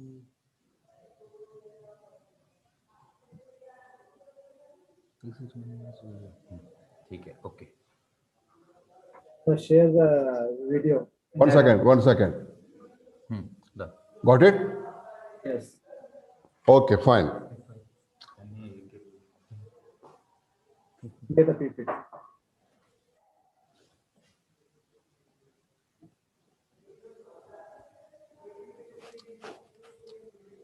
Is it okay? Okay, Yes, okay. sir. Okay, fine. So, if we see the corporate sector of the multinationals, we will find the CEO of Microsoft, the CEO of Google, and number of multinationals as Indians. And it is definitely a matter of pride that all Indians are holding their stake, their leadership, managerial skills in all the corporate sector.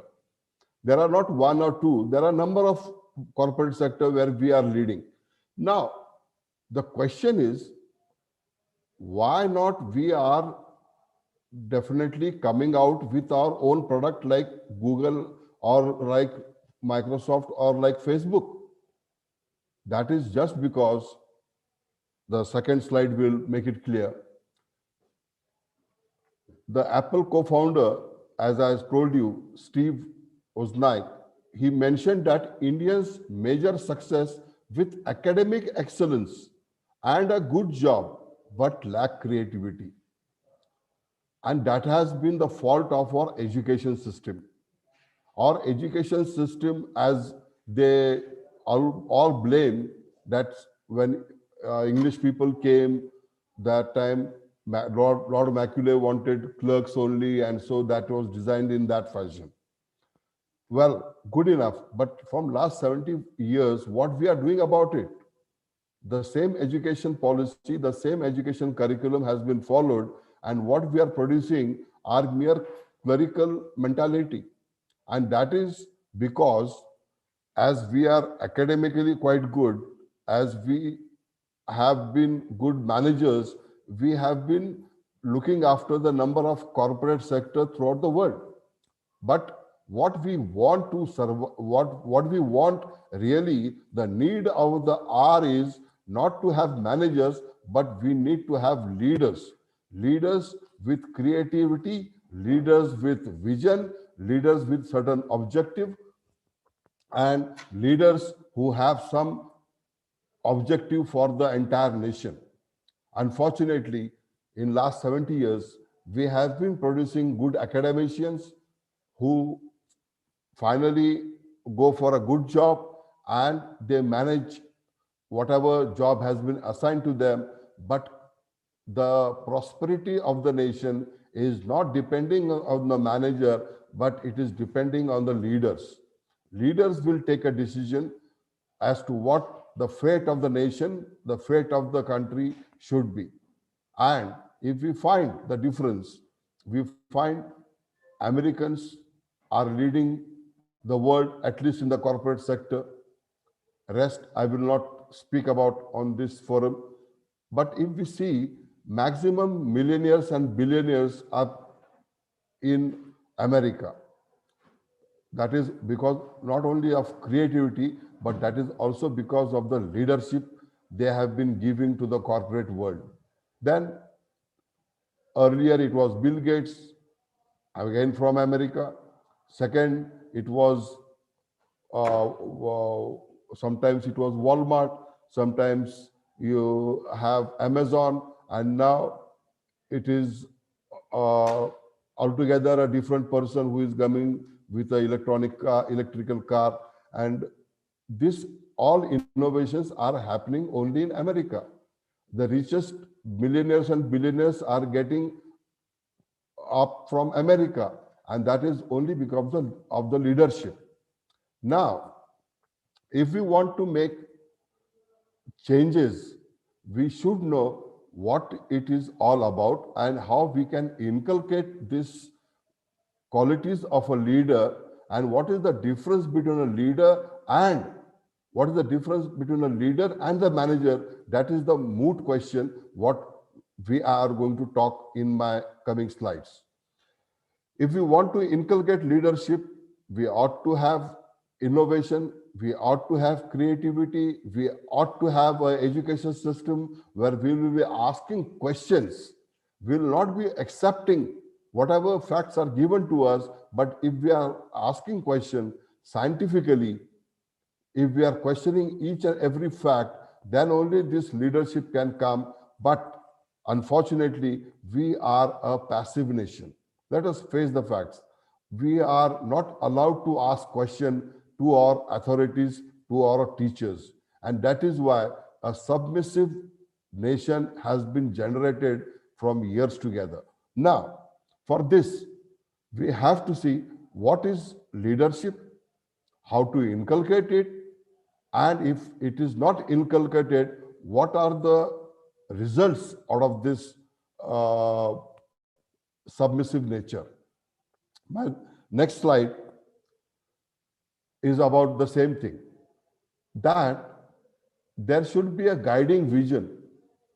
Effective leaders know what they want to do and have the strength of character to pursue their objectives in the face of opposition and in spite of failures. The effective leader establishes an achievable goal. My favorite example for this is our cricket captain earlier of Mr. Dhoni. Whenever we were in trouble, till the last ball, he was striving to achieve his team a success. Whatever the trouble it was, we were all sure that if Mr. Dhoni is there, he will come out with some solution. And till the last ball, he was fighting for it. That we have been evident in number of matches. So the effective leader, the result-oriented leader, he knows what he wants. And not only that, it is just it is not a wishful thinking. But apart from that, he has the strength of character to pursue their objective. Because when you want to pursue your objective, there will be 110 forces which are acting against you. And despite all this opposition, despite all these failures, a leader will establish whatever objective he wants to win. And that is the most important quality of a leader, because it is not only wishful thinking, but it is the results which are going to speak for the leader. And this vision, this mission, this activity of a leader will mark that he is a successful leader, and that is the hallmark of any leader. Second, enthusiasm, passion. That is the most important thing of a leader, because passion and enthusiasm around him will get him followers, and these followers will be a guiding force for this leader to achieve his goals, because alone a leader cannot do things. A leader is only a leader when he has followers. If there are no followers, there is no leader. So unless and until there is a team behind him, equally competent, then only a leader can achieve whatever the objective he has set for his people. The passion, the enthusiasm, and the positive outlook of all these leaders will be a guiding star for others to follow, because they radiate promise. And you will find all politicians using this gimmick time and again, but still, from thousands of years, you will find that whatever promises are given by the politicians, that only motivates the followers, the citizens, and they vote for them. So the passion, the enthusiasm, and the positive outlook of a leader matters a lot. And that is what I think makes a leader successful in his whatever vision he wants. The second important character of any leader from any category. It may be sports, it may be politics, it may be education, it may be any other field. You will find that integrity what matters, because they know who they are. Effective leaders are also aware of their weaknesses. They only make promises they can follow through on. If that is not done, then over a time you will find that these leaders are all alone. Because if they are going to give false promises after each promise they have given to the people, the time may come that people will not start believing on them, and they may be all alone later on. There are a number of examples you will find in all arena. Apart from integrity, honesty conveys an aura in both their professional and personal life. He has to be very honest. His life should be like an open book. Everybody should know what exactly he is all about. This integrity and honesty will develop trust of these leaders, and this trust of a leader will be the main criteria for the followers, and then accordingly these followers will be following the leader. Integrity, honesty, and trust, that is the major characteristic of a leader. Next, curiosity.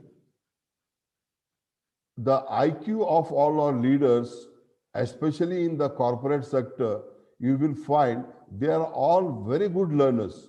Even politically, we will find that all leaders, they are trying to learn the new trends of the market, new trends of the world, because whatever the changes are coming up, they want to adapt themselves and their society, their people with the latest changes. And that is why this curiosity itself will make the leaders as good learners, and they adapt themselves with all the different changes which are coming up in the world, especially in this coming technology changes. We will find that earlier the political leaders also used to use the natural traditional ways of giving their thoughts to the people to attract their own followers. But now most of them, they have shifted to social media. This change has given a total different outlook to the political area. Now any leader who is not on social media, we cannot define him as a leader, because they have to show their presence only and only through social media. And that is why you will find whatever leadership we have, political, social, or even in sports, in any area, they will be using social media continuously, because the leaders know that now if they want to survive, they ought to adapt with the new changes which are coming up in technology, in the society, in the political arena. And those who are not going to adapt these changes, they will be finished within no time. The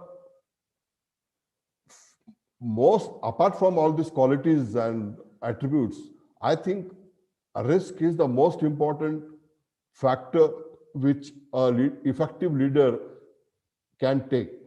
This risk is called sensible risk. It is not only a risk, but it is a calculated risk.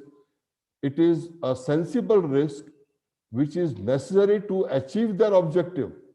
Because if you want to achieve any objective, it is very important that you ought to take risk. It can make you or mar you. It can make your career, it can break your career. But if you are not going to take risk, there is hardly any chance of making any impact of your leadership. If a mistake is made, the effective leader will learn from the mistake and use it as an opportunity to explore other avenues. But action is more important for each and every aspect of a leader. Every day he has to take risk, every time he has to take a risk, and that is the most evident part of his leadership. Obviously, leadership also demands dedication. Now, this is not to be stressed more, because only his dedication itself will keep his followers with him. Otherwise, if that dedication is missing, my guess, the leader himself or herself entirely to the task, if it is not evident from his day-to-day life, the followers will leave him, and that will not prove him as a good leader. So friends, what I feel, that you may have all the qualities, you may have all the attributes which up till now I have said, but you may not have all the qualities which are required by a leader, but the most important thing is he needs to have charisma. All leaders in all fields, you will find that they may have 110 lacunas. They may not have all the attributes of a leader, but they are charismatic. And this charisma itself will make him a leader, and not necessarily he may have the other qualities or not, but this attribute alone needs to be cultivated, because it conveys maturity, respect for your followers, compassion, a fine sense of humor, and a love of humanity. The result is that leaders have the capability to motivate people to excel. And this is why a charismatic leader is needed in any field, to change, to motivate the people around him, and he will make people who are motivated to excel in whatever field they want to go, and the change in the society is evident. Well, apart from this, if he wants to be a good leader, if he wants to understand what are the new trends in the society, what are the expectations by the society, what are the needs of the society, a good leader ought to make use of his ears. He has to be a patient listening capability leader. He ought to be an aggressive, patiently hearing all his followers, and that is what is going to make him adaptable. This is the most important attribute of a leader: listening to your followers, listening to your opposition, listening to the society, and that itself will make him a leader who is always tuned for the new changes in the society, listening, listening, and listening. Now, as in earlier slides, excuse me,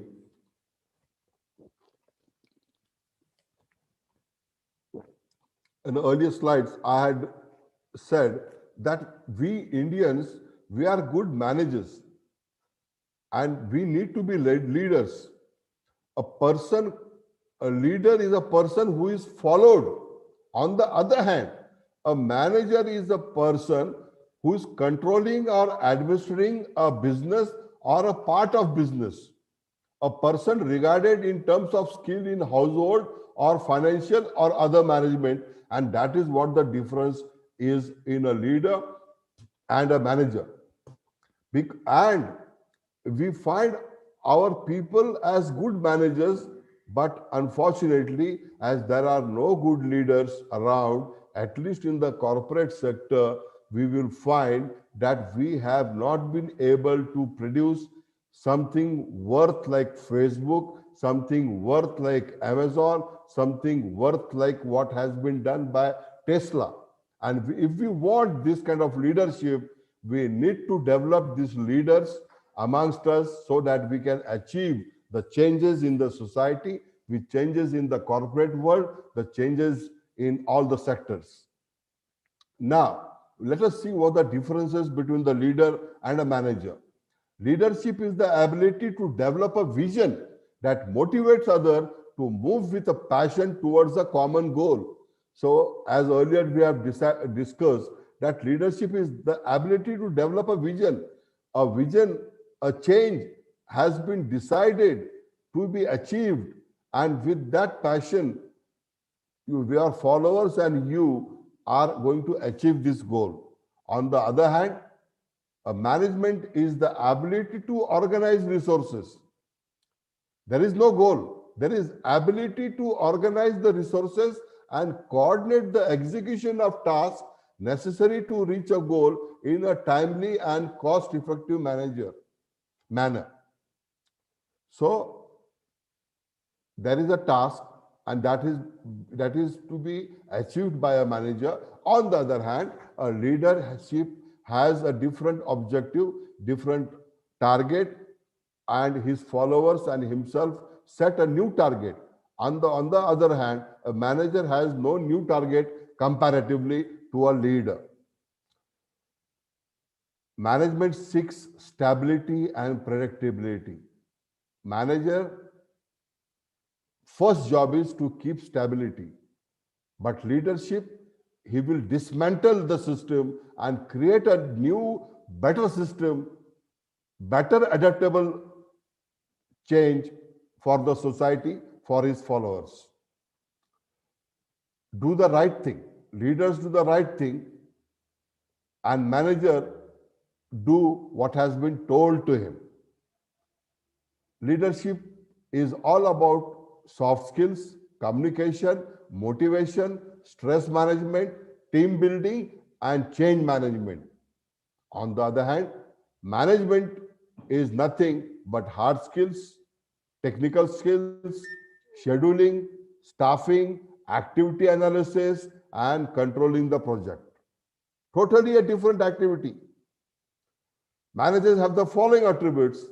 They estimate the cost involved, establish risk to the organization, develop a schedule, decision steps, and so on and so forth.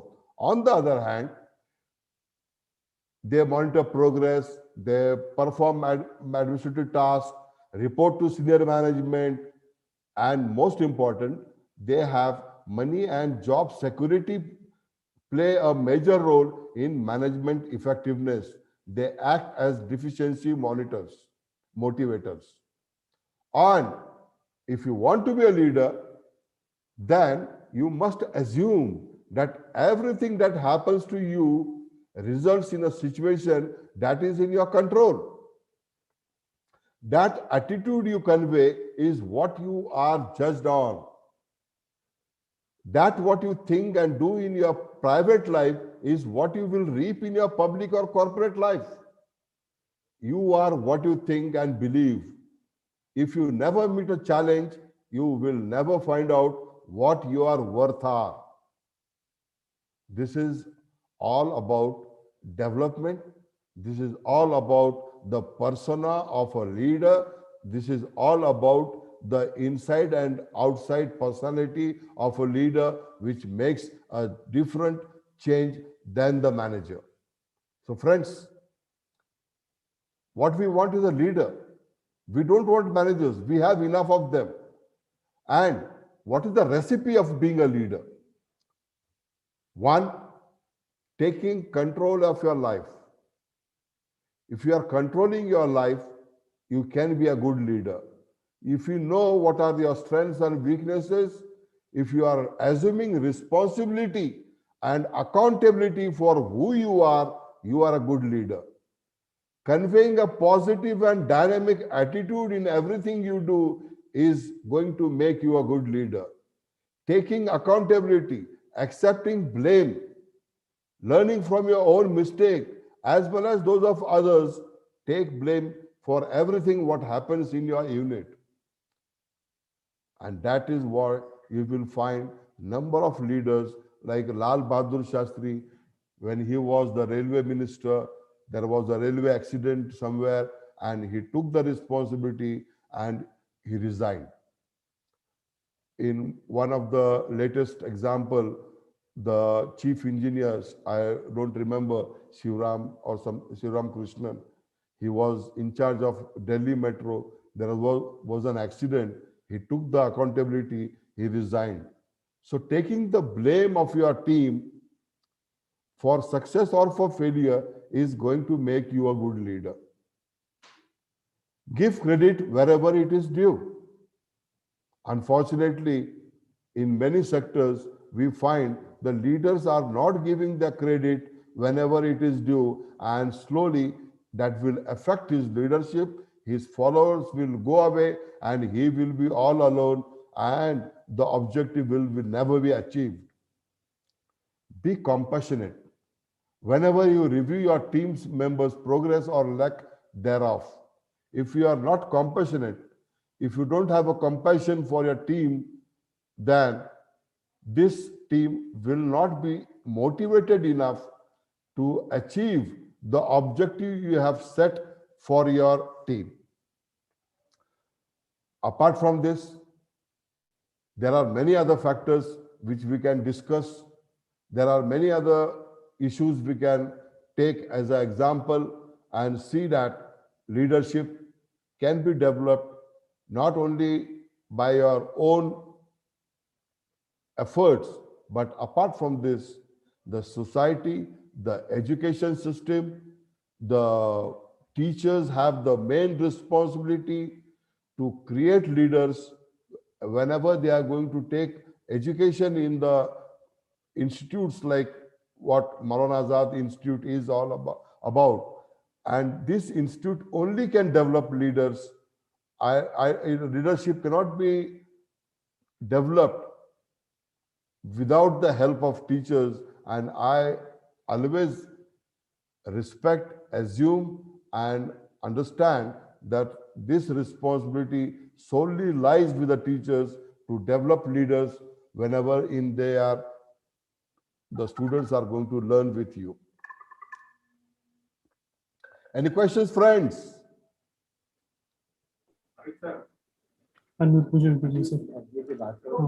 Yes, madam. Friends, we'll be taking up few questions. It's over to you, Professor Nitin Kasar. Hello. Yes. Thanks, Dr. Deepak sir, for a very wonderful lecture. There are two questions. Please. One question asked by Qazi Mohammed. Yeah. The question is, does it mean that our leadership is not up to the class? What is the remedy? See, I am not going to point out one particular leader in any sector, but I have given you the reason why we lack good leadership in our country, and the reason is that our education system is not good enough to create leaders in all sectors, in all levels.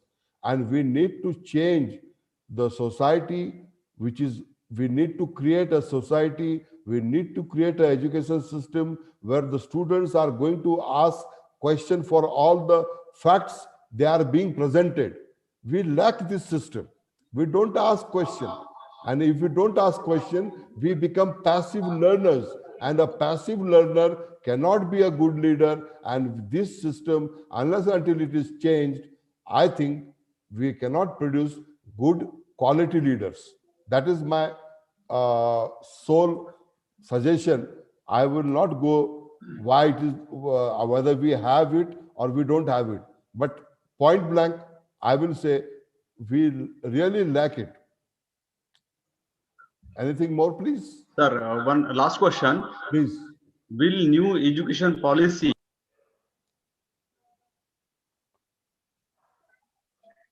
Well, the new education policy, as you are academician, you know it better, but unless and until it is implemented in the right fashion, unless and until the results are not seen, it is very early to predict any results about it. So I think I will hold cross fingers. I hope for the better. Okay, sir. Thanks for a nice answer. So I will hand over the session to Dr. Kalimuddin sir. Please, Kalimuddin sir, please continue. Thank you, Professor Nitin Kasar, for conducting the session, question answer session. Friends, we are very much grateful to Mr. Bingadev sorry, for accepting our invitation and exchanging his scholarly talk. Sir, your absence for a few minutes created a vacuum and excitement among the participants. Very sorry. You have filled that vacuum with your informative and knowledgeable talk. We are glad to know the distinct difference between leaders and managers, and we thank for that. Pleasure. Your reflective talk on the attributes, or you can call it as characteristics, is a value addition for us. We, the organizing team of this webinar, thank you for sparing your valuable time being with us this afternoon. Thank you, sir. Pleasure. I would like to sum up your exploration about the leader and manager with a quote. Pardon me? With a quote of Theodore Roosevelt, to the 6th President of USA. I quote, people ask the difference. People ask the difference between a leader and a boss. The leader leads, and the boss drives. Thank you, sir. Thanks. Pleasure. Thanks once again. Very much. Thank you very much for inviting me. It was a pleasure. Friends, now we are on the verge of completion of this event. To end up it with a formal note, I invite my colleague and, I quote, a man of zoology to propose a vote of thanks. Dr. Athar Kadri, sir. Over to you, sir. Thank you. Athar sir.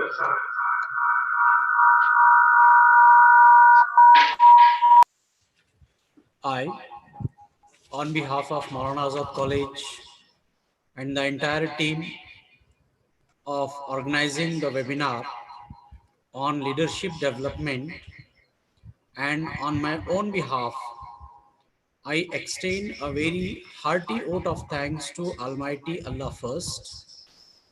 Then I extend my thanks to the great leader, Dr. Rafiq Zakaria, for providing an atmosphere of education in Aurangabad as Maulana Azad College.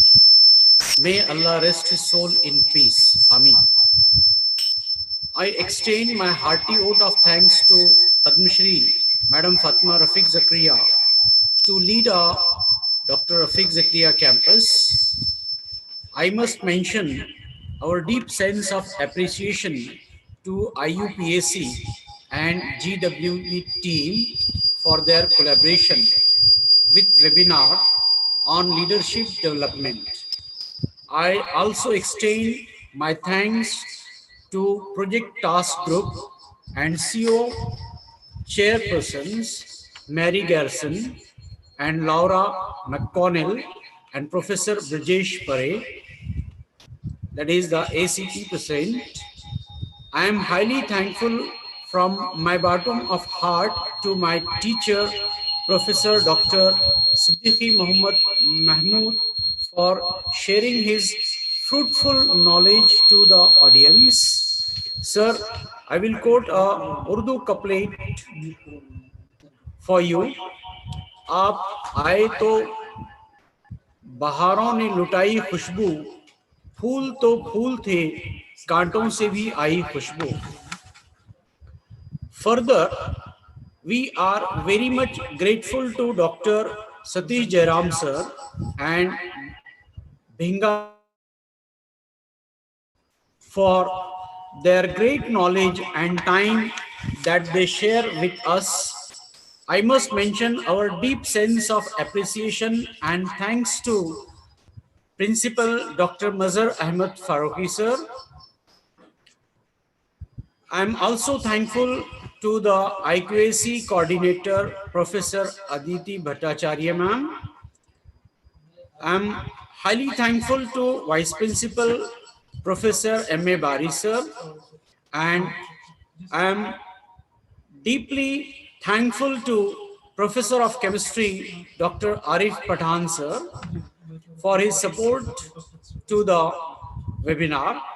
I am also thankful to Mustansir Easy sir for designing and each and every person who involved in this webinar and make it a success. Thank you for proposing the vote of thanks.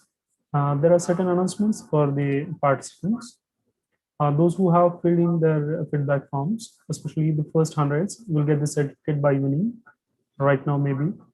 And the remaining participants will get the certificates respectively. And those who are unable to get the feedback link will share it again on the WhatsApp group and on Telegram as well. So thank you. Have a great day.